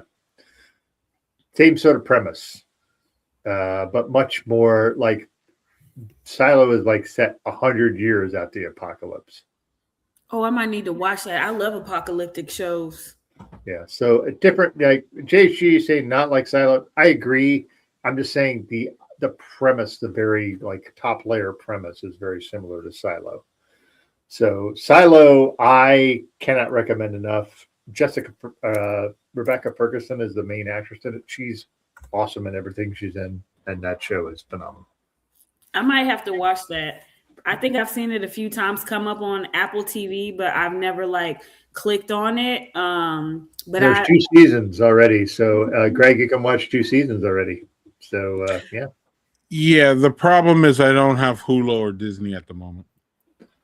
So it'll have to wait. And also Doug knows. What are you watching? What's that? What are you watching? I don't watch. Doug knows I don't watch shit. I watch dumb reality shows. Greg goes, I'm gonna watch something. I'm like, great. I'm gonna watch one episode. That sucked, and I'm not gonna revisit it until 3 years later. Listen, one episode is fucking. You're being really nice, actually. I watched 15 minutes of Severance or. Oh my God! No. Greg, it's so bad. I had to force myself. What is it, Doug? Severance. I had to force myself to watch 2 episodes. I was like, what is this? Oh my God, Bryana and I agree. Holy shit. That show is one of the best shows I've watched in the past 10 years. We're getting the hype. This is right. Why, Bryana, did I make it? I didn't make it past the lady on the table. And that's like, yeah, that's literally. I was bored out of my mind. Look, epic. So bored. I was weirded out, actually. I was like, look, Doug has to go off screen. He's beside himself. Look at this. Look at this. Look at this. We're getting dragged for this. Look at this. It's okay. It's fine. Look at this. I'll take the dragging. I'll take it. Y'all are fucking wrong. That's the whole Y'all thing. are tripping. Wow. I watched That's thousands my of boy hours of too. TV. That's my boy calling me out. No. Monty never calls me out, Doug. Well, he does a couple He times. does. He does for sure. And deservedly so. I watched thousands of hours of TV. Severance wasn't it for me. No. All right. So it's not for you, but I'm telling you that show is. Go Have back. you seen Dope Thief on did you watch Dope Thief on Apple? Dope Thief? Yeah, Dope Thief on Apple. That was really good. And it's a show. There's another show about fires. Slow Horses is awesome. Oh, I don't know what that is. That's a British spy show. That is fucking great on Apple. I don't know. So Okay. it's the fire show. I think I started watching one episode. Is it Jussie Smollett in it? Yeah, Smoke. Yeah, now that Smoke show is good. Smoke is good. that was so good. Like I just finished that. In the ending, I was in here screaming. Like Mm-hmm. And Jussie Smollett is in it because goddamn Jussie Smollett. yeah. Holy shit. Oh, As a very happily married guy, but Jussie Smollett. I was about to say, I was like, are you trying to say she's fine? Because she is fine. Okay. I was like, is that what you're trying to say? Mm-hmm. Yeah. Oh. Severance is better than Smoke. Yeah. Imani. All right, so I'm gonna wait, Greg. One thing. Nope. I'm gonna ask one thing for Bryana. One thing. Have you ever watched the show Black Mirror on Netflix? Oh yeah, of course. Do you like that show? Okay, so like the first season, I watched all the episodes, but now I just hop around to the Black episodes. That's a fair thing. That's actually a very fair thing. I get that. One of my favorite episodes of that show is Black Museum. Oh, now that's a good one. That's a great episode. That's a great Yeah. Letitia Wright. That's when we got introduced to her. Yes. for sure. And so Black Mirror is just like a great fucking show, but that is like a very particular taste of things when you're looking. Are you trying to say that's why I should watch Severance? Listen, if you don't like it, don't fucking watch it. Like the guy, God, I can't remember his last name is Trammell. There's only one real black guy in the whole show, and he's great when he's in it. But I think that show is phenomenal. But like, I like really weird, strange shit, and Black Mirror. But the thing is, like, Black Mirror is really weird, and Severance in that same kind of weird. Severance is weird. Boring. Jesus. I was bored. I didn't think I was bored. I was just weird. I was like, bored. this shit is weird, and why am I doing this? And I don't know. So I may go back, but this Why one are you here. lying on here? No. Doug knows. I go back. Doug knows. I'll go. I'll randomly go go back. back. The Expanse is the exception. The Expanse is the best sci-fi show I've ever watched. And Never he heard of watched it. a few episodes. He's like, I haven't gone back. And you haven't gone back yet. I've literally gone back twice for. But you can't make it through Game of Thrones. I ain't trying to make it through Game of Thrones. Fuck all that. Man, Game of Thrones. Listen, especially how y'all bitch about the ending. I'm almost intrigued. at Dude, the you have ending 'cause 10 fucking seasons. But The hold first on, 8 seasons of let me that show are finish. spectacular. What? Let me finish though. The ending, the way y'all talked about it, I don't know if I want to go through this whole journey. I don't really care. I don't know what that means. Let me finish my Game of Thrones thing, which is it's technically great, but I don't want to go through 9 seasons and then have y'all shit on the whole fucking program. So I don't know. That's a tough sell. I actually saw 3 episodes of that or something, and I was like, I saw 3 episodes. I don't know. Bryana, my shit, listen, Doug knows one of my favorite shows ever is Reacher. And the first time I watched that, I turned it off. Is that the one on Amazon with the guy who's like, he's like big? Yeah. Okay, so I watched season 1. I couldn't get into season 2.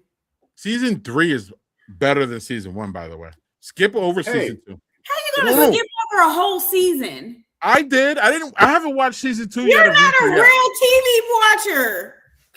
Listen. You can't skip over a season. Yes, I did, and it was fine. I did, and it was fine. Look, I go to movies without seeing the sequels. I'll go to I saw Friday Night at Freddy's 2, but never saw 1. I don't care. I don't give a fuck, Bryana. You are unhinged. You are unhinged. I don't go by any of y'all. I don't go by any of y'all's rules. Take y'all's rules and shove them because you somebody that watched Star Wars in not the correct order. Oh, I would love to do that. Oh, I'm going to do that this year. They have that goofy, Baby Yoda nonsense. I never even saw any of those shows, and I'm not planning to watch them, but I'm going to go to that movie. Yes, I'm going to. Pedro Pascal and fucking Baby Yoda. I'm all in. I don't know nothing about it. I know nothing about Baby Yoda. That's crazy. That's blasphemous. Listen, I play by my rules, not y'all's. That's like watching The Hobbit before you watch Lord of the Rings. Let's go. Let's do it, y'all. Y'all are the wild ones. This is going off the rails. Like every box that has to be boxed. Like this. But you literally can't tell me you're not confused in the theater. Are you just like watching the movie? And it ain't even Baby Yoda. Look, the Yoda's small. And who gives a fuck? To me, it's Baby. Well, maybe I'm getting Baby Yoda and Kyle Murray mixed up, but whatever. Anyway, look, Bryana, save this shit by talking about this, please. Wait, it's a guy from what's that stupid other show with I loved him in the other show, and I can't remember what it was. I don't know what show you're talking about, but this is season 2 of Cross. I'm going to figure out who that is, and I'm going to tell you in a moment. His name is Aldis Hodge, Aldis Hodge, Hodge. And what's the premise of this one, Bryana? The overall, not this season, but the overall, and then you can get to the season, Okay, so if you guys Leverage, that's the show he's from. I never Thank seen you, it. Daniel. Ever. Daniel Leverage is a fun show. But anyway, sorry. I don't know if I can trust your judgment anymore, Doug. Hey, fuck off with that. I don't know. Trust your judgment anymore. You judge me on Severance. That's what I'm saying. That's what I'm saying. I don't know if I can trust you anymore, Oh my God. Severance won Oscars. I mean, also you shitted on Disney World. So I'm gonna shit on Disney World every opportunity I get. I don't know. Cross, y'all. Disney World. Like what? It's the most what? No, that's a Christmas song. No. Disney's supposed to be the most wonderful place of the world. And Doug finds, I'm not going to Disney. It's the most wonderful place in the world if you spend $500 to take your family of 4. $500 to go to Disney. Who? Oh my God, are you kidding? They are. Not me. Not me. You're not a family of 4. You're one person. Yeah, but Doug's like a family of 4. Bryana's a family of 1. What are we talking about, Doug? I'm a family of fucking 6. You think I'm going to that? You don't have to take all them kids. You don't have to take all everybody with you. White man is centering himself again, Bryana. It's fine. We can move on. You don't have to take everybody with you. We can move along. Back to Cross. Okay. Oh man, Kim Mulkey has on glitter. I'm sorry. But so Cross is basically, if you read the books by is this not James Patterson? Maybe it's James Patterson. Anyway, Along Came a Spider. James Patterson. Okay, yes. So this is an adaptation of the book. Alex Cross, he's a detective. He's in DC. They made it really black, like really black. In the book, he is black, but this is like really serious when it comes to like black culture and things like that. And basically, the first season, he solves the crime of a serial killer.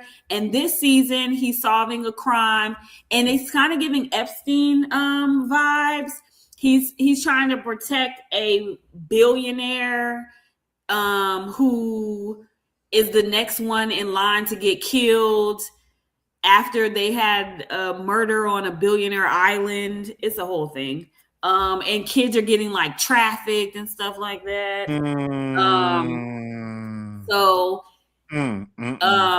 Yeah, it's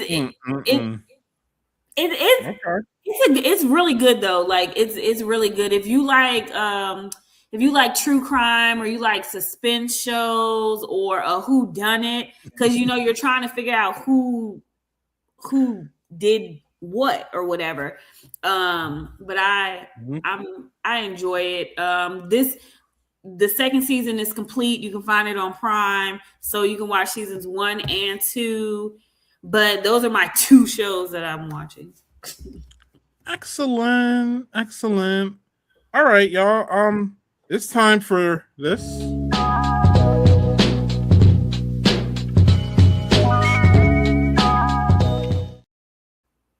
Shout out to my boy Joel for this segment, which is the brewery logo segment that I've taken over and added fucking weird and wild ones like this one, Bryana. What?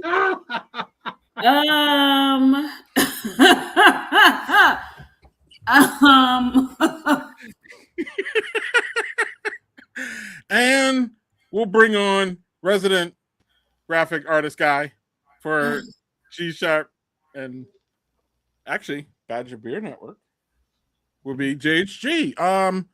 Bryana, what's going on here, lady? Okay, but like, can you tell me what is this? Is this for a beer? No, this is not a brewery. It's Mama's baking, and apparently she's baking something, and it's like quite the oven. I don't know. Who did this?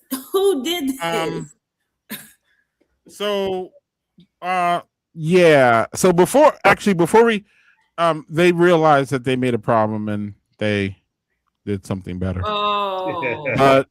But before we get to the something better, does anybody want to talk about this before we move along? Does anybody understand what is baking? Like, why is it in her, It's her punani, baby. Maybe it's in her stomach. What are y'all talking about? That's her stomach? Yeah, no. That's her stomach? You need an anatomy lesson, sir. I'm just like, you think that's her stomach? Anybody want to rate this wonderful thing that apparently, in my opinion, got to what, 3 or 4 people? HG says 0. I mean, I don't listen. Outside of the obvious problems, what's with the font being too? It's just outside of the obvious problems. Yeah, there's so many.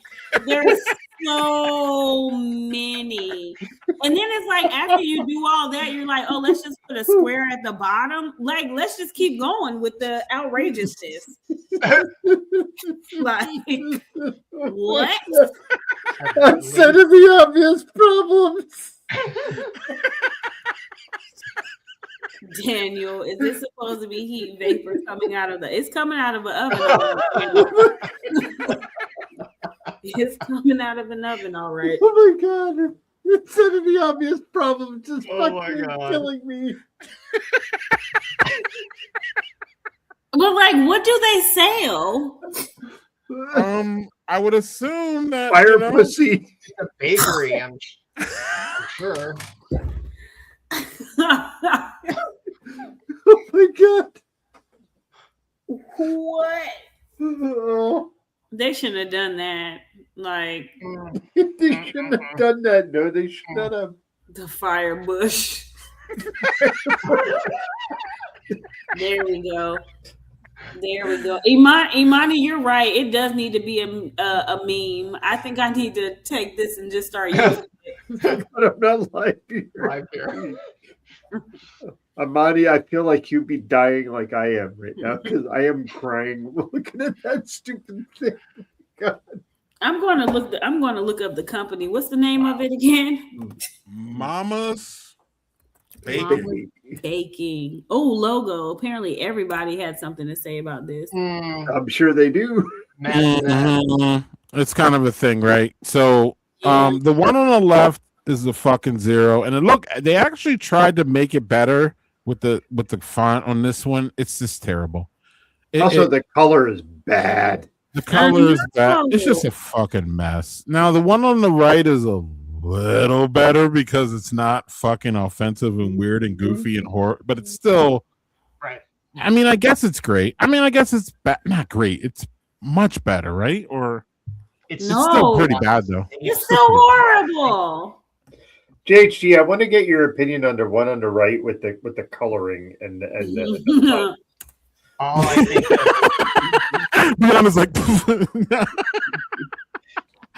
JHG, what you got? I think of is Dunkin' Donuts. That's all I think of. Those two colors. Okay. Especially that pink. It's like I can't get away from that feeling that it's like they're stealing.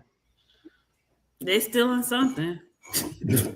So I got a 1 and a 3. That. I also feel like the hat is something I've seen before too. So that's not a hat. That's an oven mitt. Oh wow. Okay. Yeah, I guess I could see that. That's an oven mitt. Doug is right. Is Yeah. that a hat, Bryana, or is it an oven? Actually, this is curious. I see an oven mitt. Am I wrong? I could be wrong. I mean, honestly, out of both of them, the first one actually was the better one. Oh my god! Wow. The first one actually was more creative, you know. The second one, I think child could have made it in Microsoft Word. Oh my goodness. My toddler niece can make this. You see, oh my goodness. When you said oven mitt, it stands out entirely as an oven mitt. I thought it was like a chef's hat. But I could see a baker's hat. It just definitely looks like an oven mitt to me. I don't know why, but like I could see it. I could also see like a chef's hat. I could see that too. And Amani's not wrong. It looks a little bit like a Burger King font.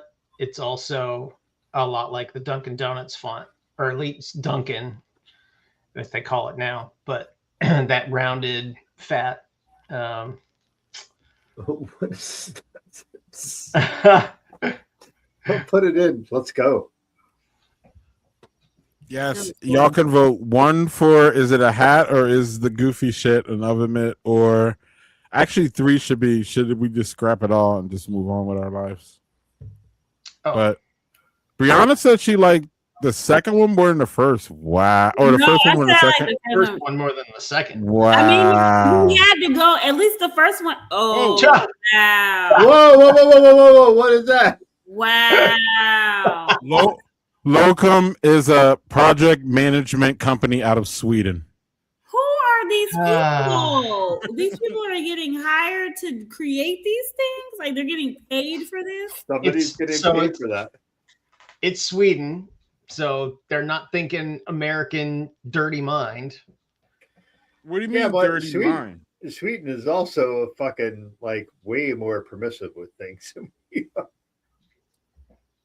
Yeah, but is that word on the end? Is that a word that they use over there, or what? But look, though, this is intentional. Come on now. Of course it is. Why would you put the heart there? Like, and then, so this fucking shit is intentional. What is the fucking period at the end that makes it a sentence? Right. Huh? Yeah. Yeah. It's totally a sentence. That period is crazy at the end. That period is crazy. Like, Doug, do you have anything for this one while we're here? What do I say? It's fucking. It says I love cum. Period. Yeah. Doug, Period. That's what it said. Period. End of sentence. now someone can scrape that and put your words. Let them scrape it. What, Look Doug, at this dumb face with the big dumb beard. and what does it say, Doug? I love cum. Doug, I don't want to see you on my Hey, TikTok Greg, tomorrow. I swear to God, if you use dumb AI to fucking do that, I'm gonna be mad at you because just scrape that yourself. Don't fucking make AI for do that. Anybody can scrape it now.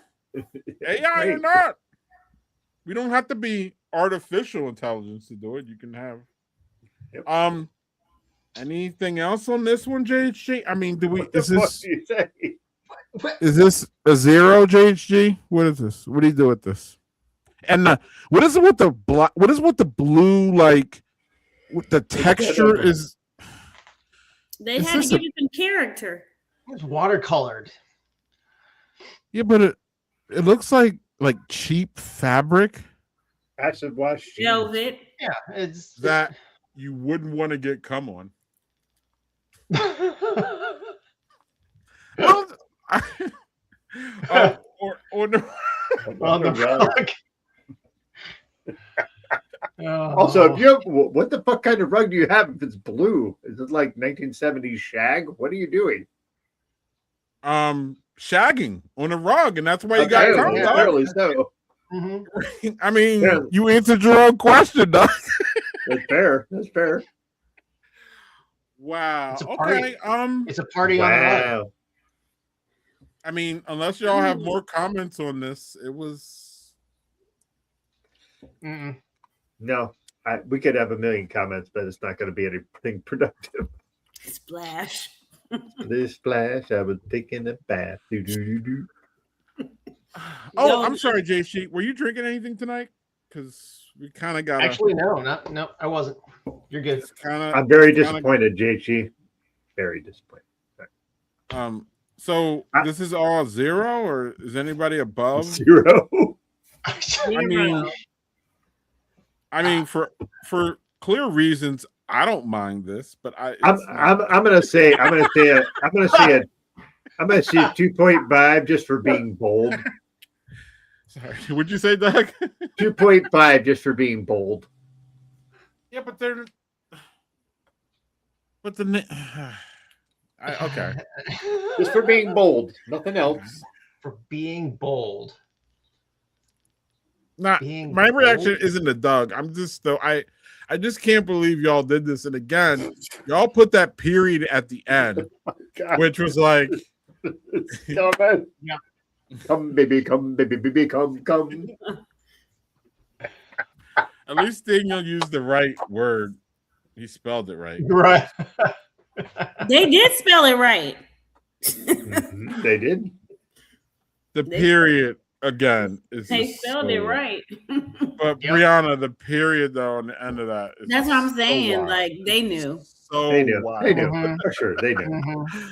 So I'm with Doug though, like for pushing the line, and I don't even understand because again, unless that word in Sweden is the word that it is here, are y'all playing to us over here? Or like I'm so confused, JHC. I'm kind of,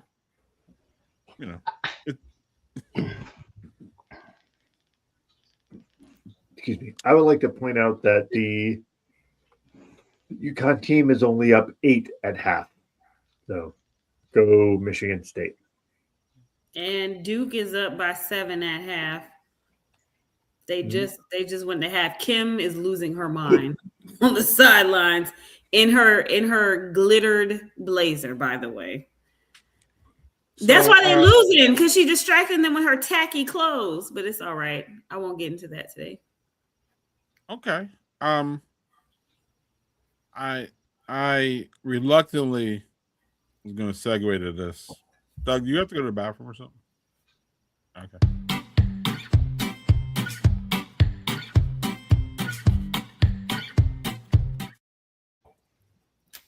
And if y'all have been here for prior editions of this with our wonderful co-hosts, y'all will know the territory that we're about to step into, right?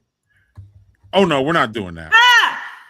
I should log off right now. No, we're not doing that because we're not gonna have anybody blocked and all this other wild shit that is from an affirmative, positive emoji. Y'all were this close to getting blocked in the group chat, but it's turn a beautiful, wonderful, positive emoji turn into a post-apocalyptic hellscape.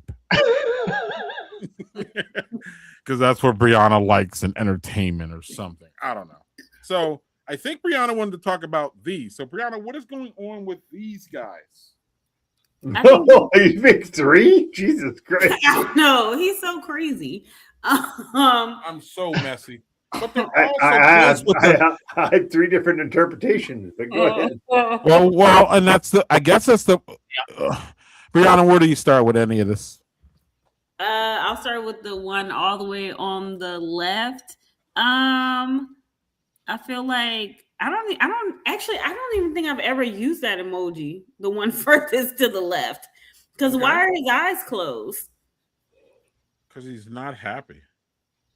Right? But you can be not happy with the one in the middle. The one in the middle is just like blank face, blank stare. You know, the one to the right, he's suspicious. But the one to the left, maybe he's asleep. I don't know about that one. Oh, really? For 1, 2, you're not serious. 3, huh? I can see really for number 1. He's fed up with life. You know what? I think that's where we all are at right now. Number 1, fed up with life.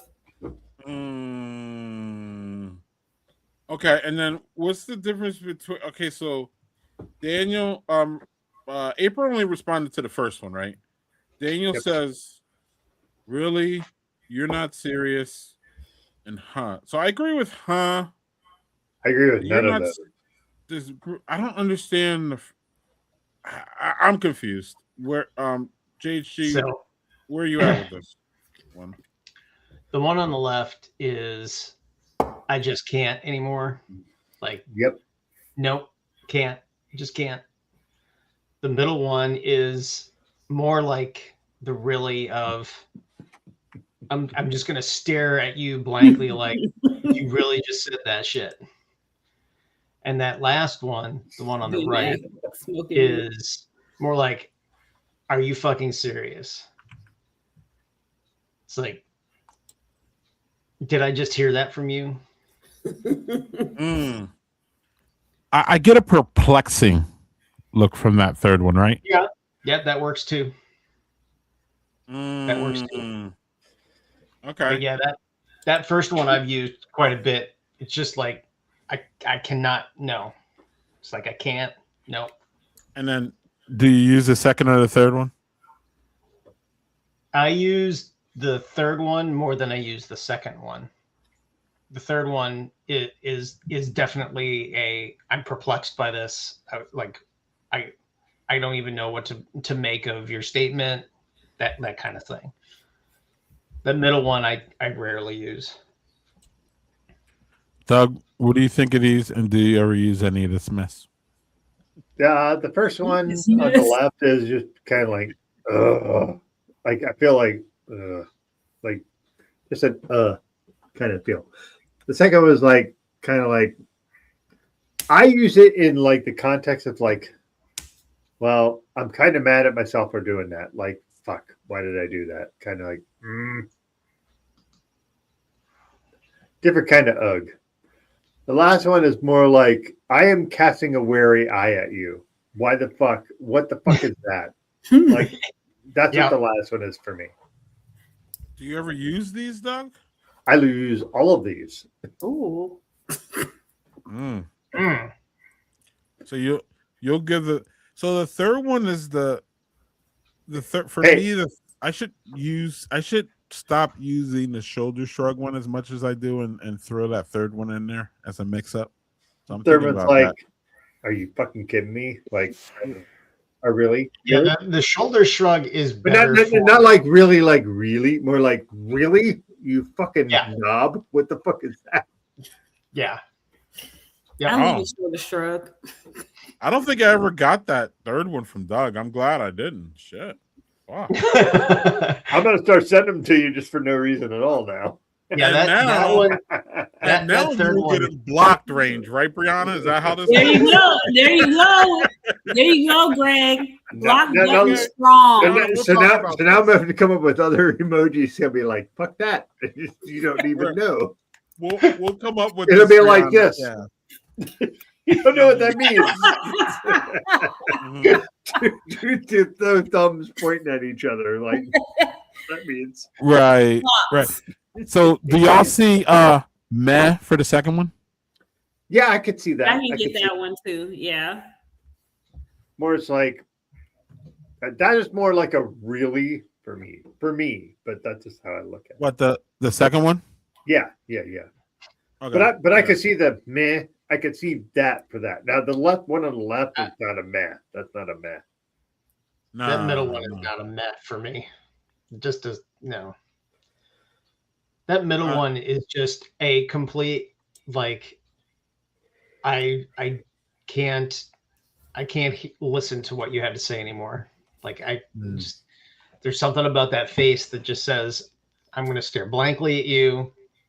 Whatever you say has no resonance to me. All right. Well, before we wrap up, I want to clarify this up a little bit. Something that Bryana said that was crazy that we can. Yeah, you said something crazy. Yeah. Wow. No, Bryana said something crazy. Are we like, wow? Anyway, At least she did say something like Drake is awesome. That's good. that was That's blasphemous. That was a block. That's what that was. We had somebody on our show who was like, there was somebody on our show who was like, Drake sucks, and they were like, what? There's April. Hey now. So also you'll meet April in a few weeks too. Oh, okay. I'm just meeting everybody. I'm Yes, meeting you are. everybody. I'm gonna try to stay sober until I get to the No, you're not. Don't until I get to the festival. New Orleans brings out a different side. I'm gonna try to stay sober until I get to the festival. Anyway, Greg, sorry. On a different side. So what she said was crazy last time, Doug, and we will start to wrap after this, was instead of sending emojis, we were told to quote send gifts instead, right? And you know, got real disrespectful with them gifts in the group chat. Oh, I will send gifts. So the thing with gifts is different than emojis because emojis are basically faceless expressions, right?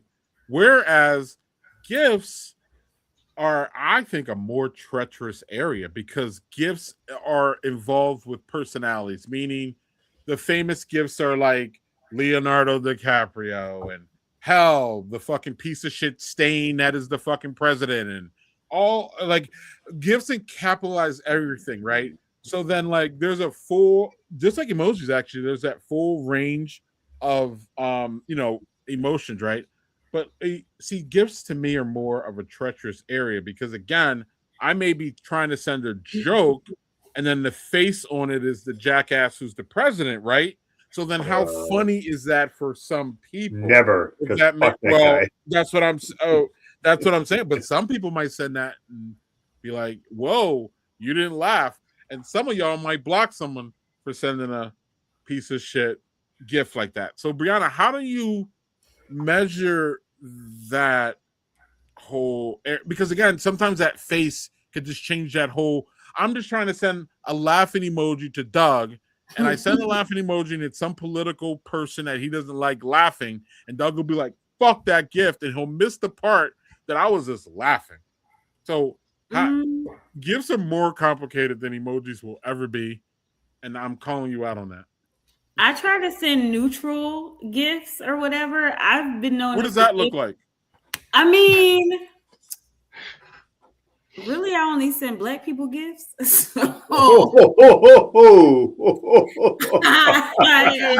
Which is clearly offensive to some people.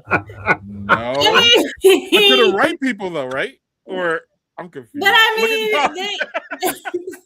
mean, still here. He finally went to the corner. No, I'm doing this. Right on my keyboard. Bryana, you bring out the best of Doug. I'm telling you, we gotta do these more. We gotta do just us three. I only say gifts to Black people. Fuck. Nope. It's coming, y'all. We're just gonna do us three because.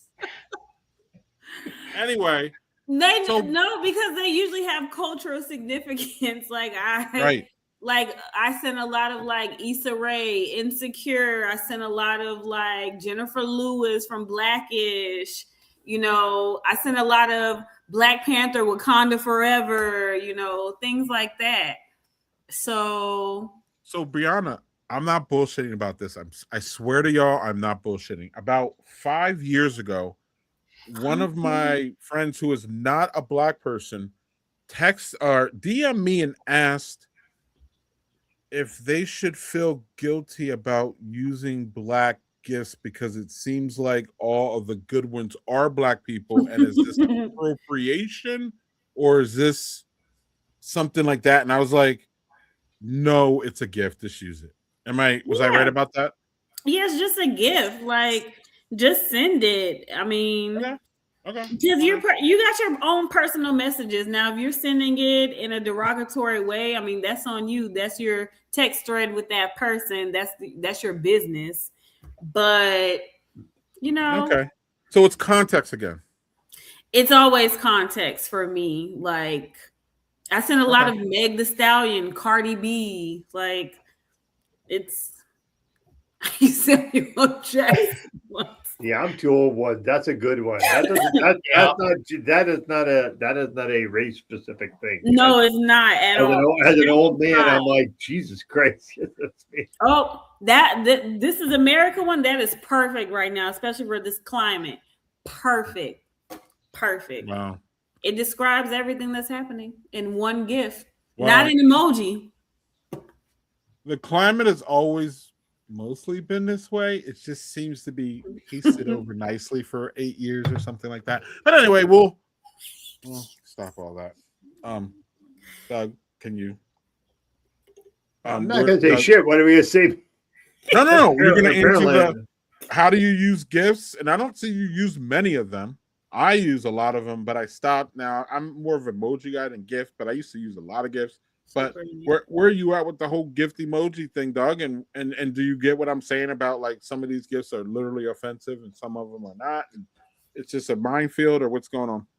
I for sure get that some of them are offensive, even if people are not. Like that wasn't my intent. It doesn't matter what your intent was. If they're offensive or racist, then you should own that shit, whether you intended that or not. But I tend to be really conscientious of what I am sending to someone. If I am sending someone a gift or an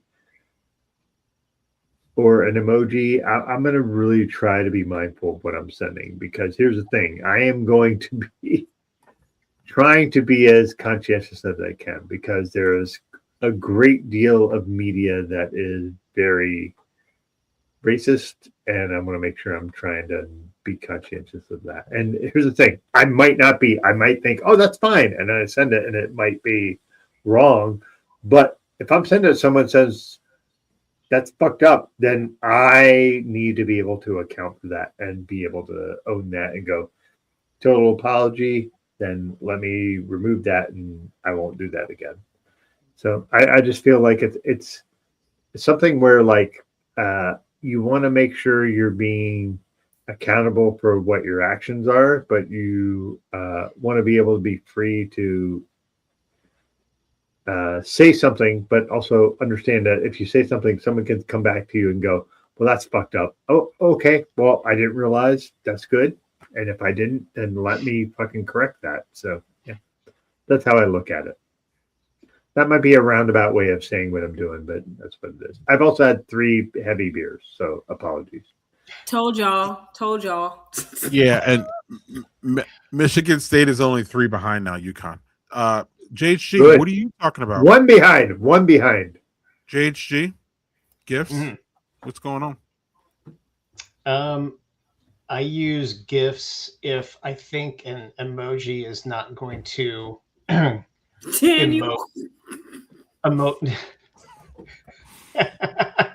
Daniel, Daniel, I didn't even know they had those. Oh, they're there. Sure. Oh, yeah, they're there. Never. Like Daniel, I'm not going to be using them anytime soon. Sorry, JC. What are you going to say, buddy?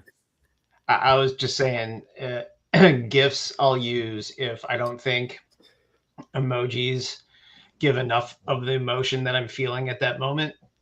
And I tend to be selective on the GIFs that I use, more for what the emotion is out of the GIF than who's in the GIF or whatever it's doing.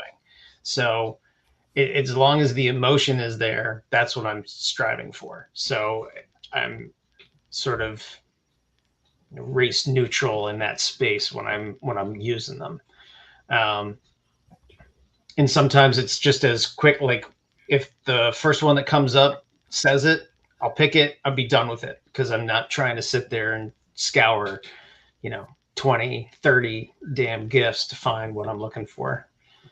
But if a emoji is going to do it, fine, let it be. Sometimes let it be. Yeah, sometimes GIFs hit much better and harder. For example, today somebody texted me that they loved Project Hail Mary. So then instead of giving a thumbs up, I searched the gift, and the gift of him going like this in the movie. So that hit harder than, you know what I mean, like any kind of emoji would have. So like I think, you gotta, I think I don't think Bryana was saying that either. I don't think Bryana was saying like it's one or the other. But Bryana, basically what you're saying is if you don't know which emoji you throw, head over to the GIFs, right? And you could probably find something that's more. Is that what you're saying? Yep, always. I don't even go to emojis first. I go to GIFs first. But and to her point earlier, context is everything. So sometimes that GIF is going to be the right context for what you're trying to emote. But Bryana, like, you're never going to win this fight because emojis are so lazy. Like, you don't even have to GIFs. You have to like search and go through another thing. I'm not a lazy texter though. I know, but we're lazy Americans is the point. Think about before we had nobody disagreed. Think about before when you had the GIFs, when you had to like type out a smiley face or type out a sad face or do all the different number. Remember the keyboard phones? I like how you're like the keyboard phones. That was so far back, and I just look at it and I was like, hey, I didn't have cell phones when I was a kid, so that was a lot. Right. So like Daniel's saying, like this is it. Like, so GIFs can give you that like extra like personal context kind of thing that emojis are just generally generic. But sometimes, again, I don't have time to be digging down the GIFs, Bryana. I just need to let you know I saw that shit. That's why I said I have some in my arsenal that I just always like use nonstop. Like they're just in my arsenal always. I know, but like listen, I'm on the go. I just need to tell JHG I saw his goofy fucking message. I'm gonna get my fucking beer. I'm at a brewery or something. You know what I mean? Like I'm doing something, and I'm like, no, JHG, don't you go out there using that thumbs up? Don't you do it? Don't you? Yes, you do. Fuck. Hey, don't listen to what Bryana says. If you're an old man and you want to use your thumbs up, don't you? Here's the thing. If I send Bryana a message and I go, she knows exactly what I fucking mean. She knows I'm not trying to shit on her. I'm not trying to make her feel bad. It's not passive aggressive. Oh, it's Doug. He's old. Thumbs up. Great. My dad, who was 72, sends the thumbs up. That is perspective. I'm trying to keep you guys. How old do you think we are? Absolute cinema. This show has been absolute cinema. And so that's why we're going to do this.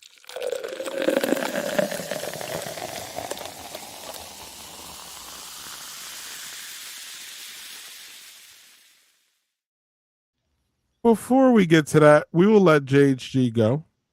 JHG, thank you for coming in. Thank you. You don't have to leave the studio if you don't want, but you could also come back to the studio because that's how you got here in the first place. So thanks, buddy. We'll talk to you probably next week when we have actually we have, let's do that real quick. Doug knows who we got, but we should make sure everybody knows. I didn't cue this up, but he's queued up now. We will have this guy. Where is he? We will have the foul language teenage wasteland. Damn, Brian Gordon. We're getting Brian Gordon back in 2 weeks. Does everybody want to tell Bryana who Brian Gordon is in case we don't know? Or yes, I don't know. No, so this is foul language, which is he's a comic writer and he has kids, and he did a whole comic about his kids, but he did it with geese and just made this foul language comment. It's fucking awesome. He's so good. He's done multiple comics. Yeah, that shit is perfect, actually. Also, Brian is fucking hilarious. He was the only guy who ever came on our show was like, fuck IPAs. And he just made a 10-minute diatribe about IPAs are dumb and stupid. And just did 10 minutes on how dumb IPAs are. I've never heard anybody do that. It was the best. I cannot wait till he's back on here. It's going to be so much fun. All right, JHG. See you next week, buddy. See ya. Cheers, brother. Cheers. All right, Doug or Bryana, ladies first. What did you have? I think you only had one, but you had multiple. I did. I just had my cider, Blake's Triple Jam. I had two of them. One of the same though. I'm not out here like you guys. Doug? Yeah. So apparently you're out here, Doug, unlike Bryana. Apparently I'm out here. So I'm going to start with the ones that I like least and work forward. Oh, no. So I had the Black Dome, which was the raspberry stout. Yeah, fuck that. Weird. I'm a jam. Westkill makes great beers. That was not one of them. Well, again, it's their fault. They tried to do that mess. Go on. So next was the Threes, which was the Imperial Stout with vanilla and with coconut and Amberana wood, which was not bad. Good. Very coconut. Yeah, very, very, very coconut forward. That was very, very, very. He says, "Stain." Yeah, but this was the best thing I had. This was the best of both worlds. Was the lager from Warsteiner and Jack's Abbey. This was awesome. This was such a good beer. Interesting that my favorite beer was the least ABV beer, and that is unusual because I used to be a high ABV nerd. This was the best thing. All right. And your go. Well, yeah, before we do that, well, you know. So I'm going to say Black Dome was definitely better of Lizards of Gods. That Lizards of Gods was one of the worst beers I've ever had. So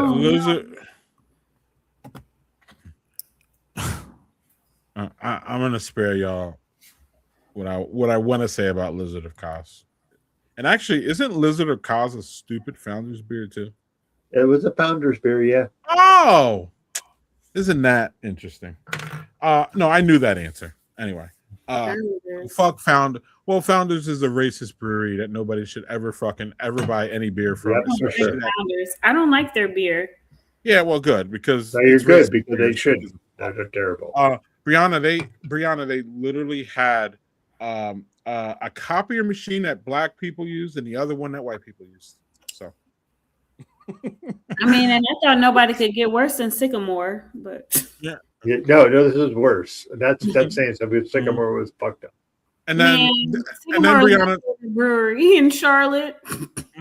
Sorry, and then they went through Then they did the whole like, oh, we're gonna hire a black woman and not give her any power kind of thing afterwards and all that. You know how they did. You know how they play those games. Goodness. And then she quit because she quit like a week later and said y'all some bullshit. It was they're a whole ass mess. But anyway, what wasn't a whole ass mess was my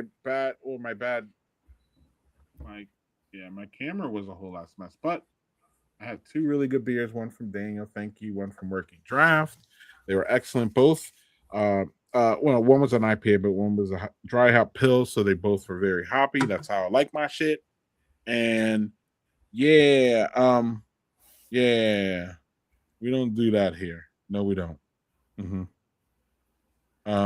They consistently promoted white people with less experience over black people 3 to 4 times experience. Oh no. Yep. Oh, they are a whole ass racist shit. So who's not whole ass racist is Brian Gordon, and that'll be next week. Yep. And Bryana, thank you for coming in and talking the hoops. I know you love it. And I ain't joking, y'all. We're gonna be doing this. We should do this more, just us 3. It's fun. And we don't have to book guests, right? And we gotta keep Bryana, we gotta keep her in check, Doug. She's so out of. You got 3 weeks. You got 3 weeks, Greg. Keep playing with me. To do what? 3 weeks to do No, we what? see her in person. Weeks. She come up and she got Do you you up. listen? Do you listen? I said 3 weeks to do what? I didn't say 3 weeks to talk to her. See, I know. What am I supposed to do in the 3 weeks to prepare for this? Is what I'm asking. You better be hitting the bag. You better get some shin guards. Okay. Get ready. That's what I was asking. I know. You know what, Doug? You on the list too. You're on the list too, Doug. Why the fuck is he not on the list? I was gonna Because I'm white. Because I'm white. Yeah, that's why you should be high and first on the fucking list. Give me a break. I was gonna show y'all all my hot spots in New Orleans. I'm not taking y'all anywhere with me. Nowhere. Right. Yeah, Nowhere. here's the thing. Here's my plan, Greg. I'm going to introduce Bryana to my wife. Okay. And then I'm going to be okay. Because Jill is the equalizer. Jill is the best. Oh, so again, here we go with a woman bailing a dumbass man out. Damn This right. is America. This is fucking that America. wife of mine is the fucking best. This is best literally woman I've ever met America. in A my woman life. bailing a goofy man out. No What shit. day for sure. are you guys getting there? Friday? No, Oh, wait. We ain't doing this here. No. Bye, y'all. See you next Bye, week. y'all. Cheers.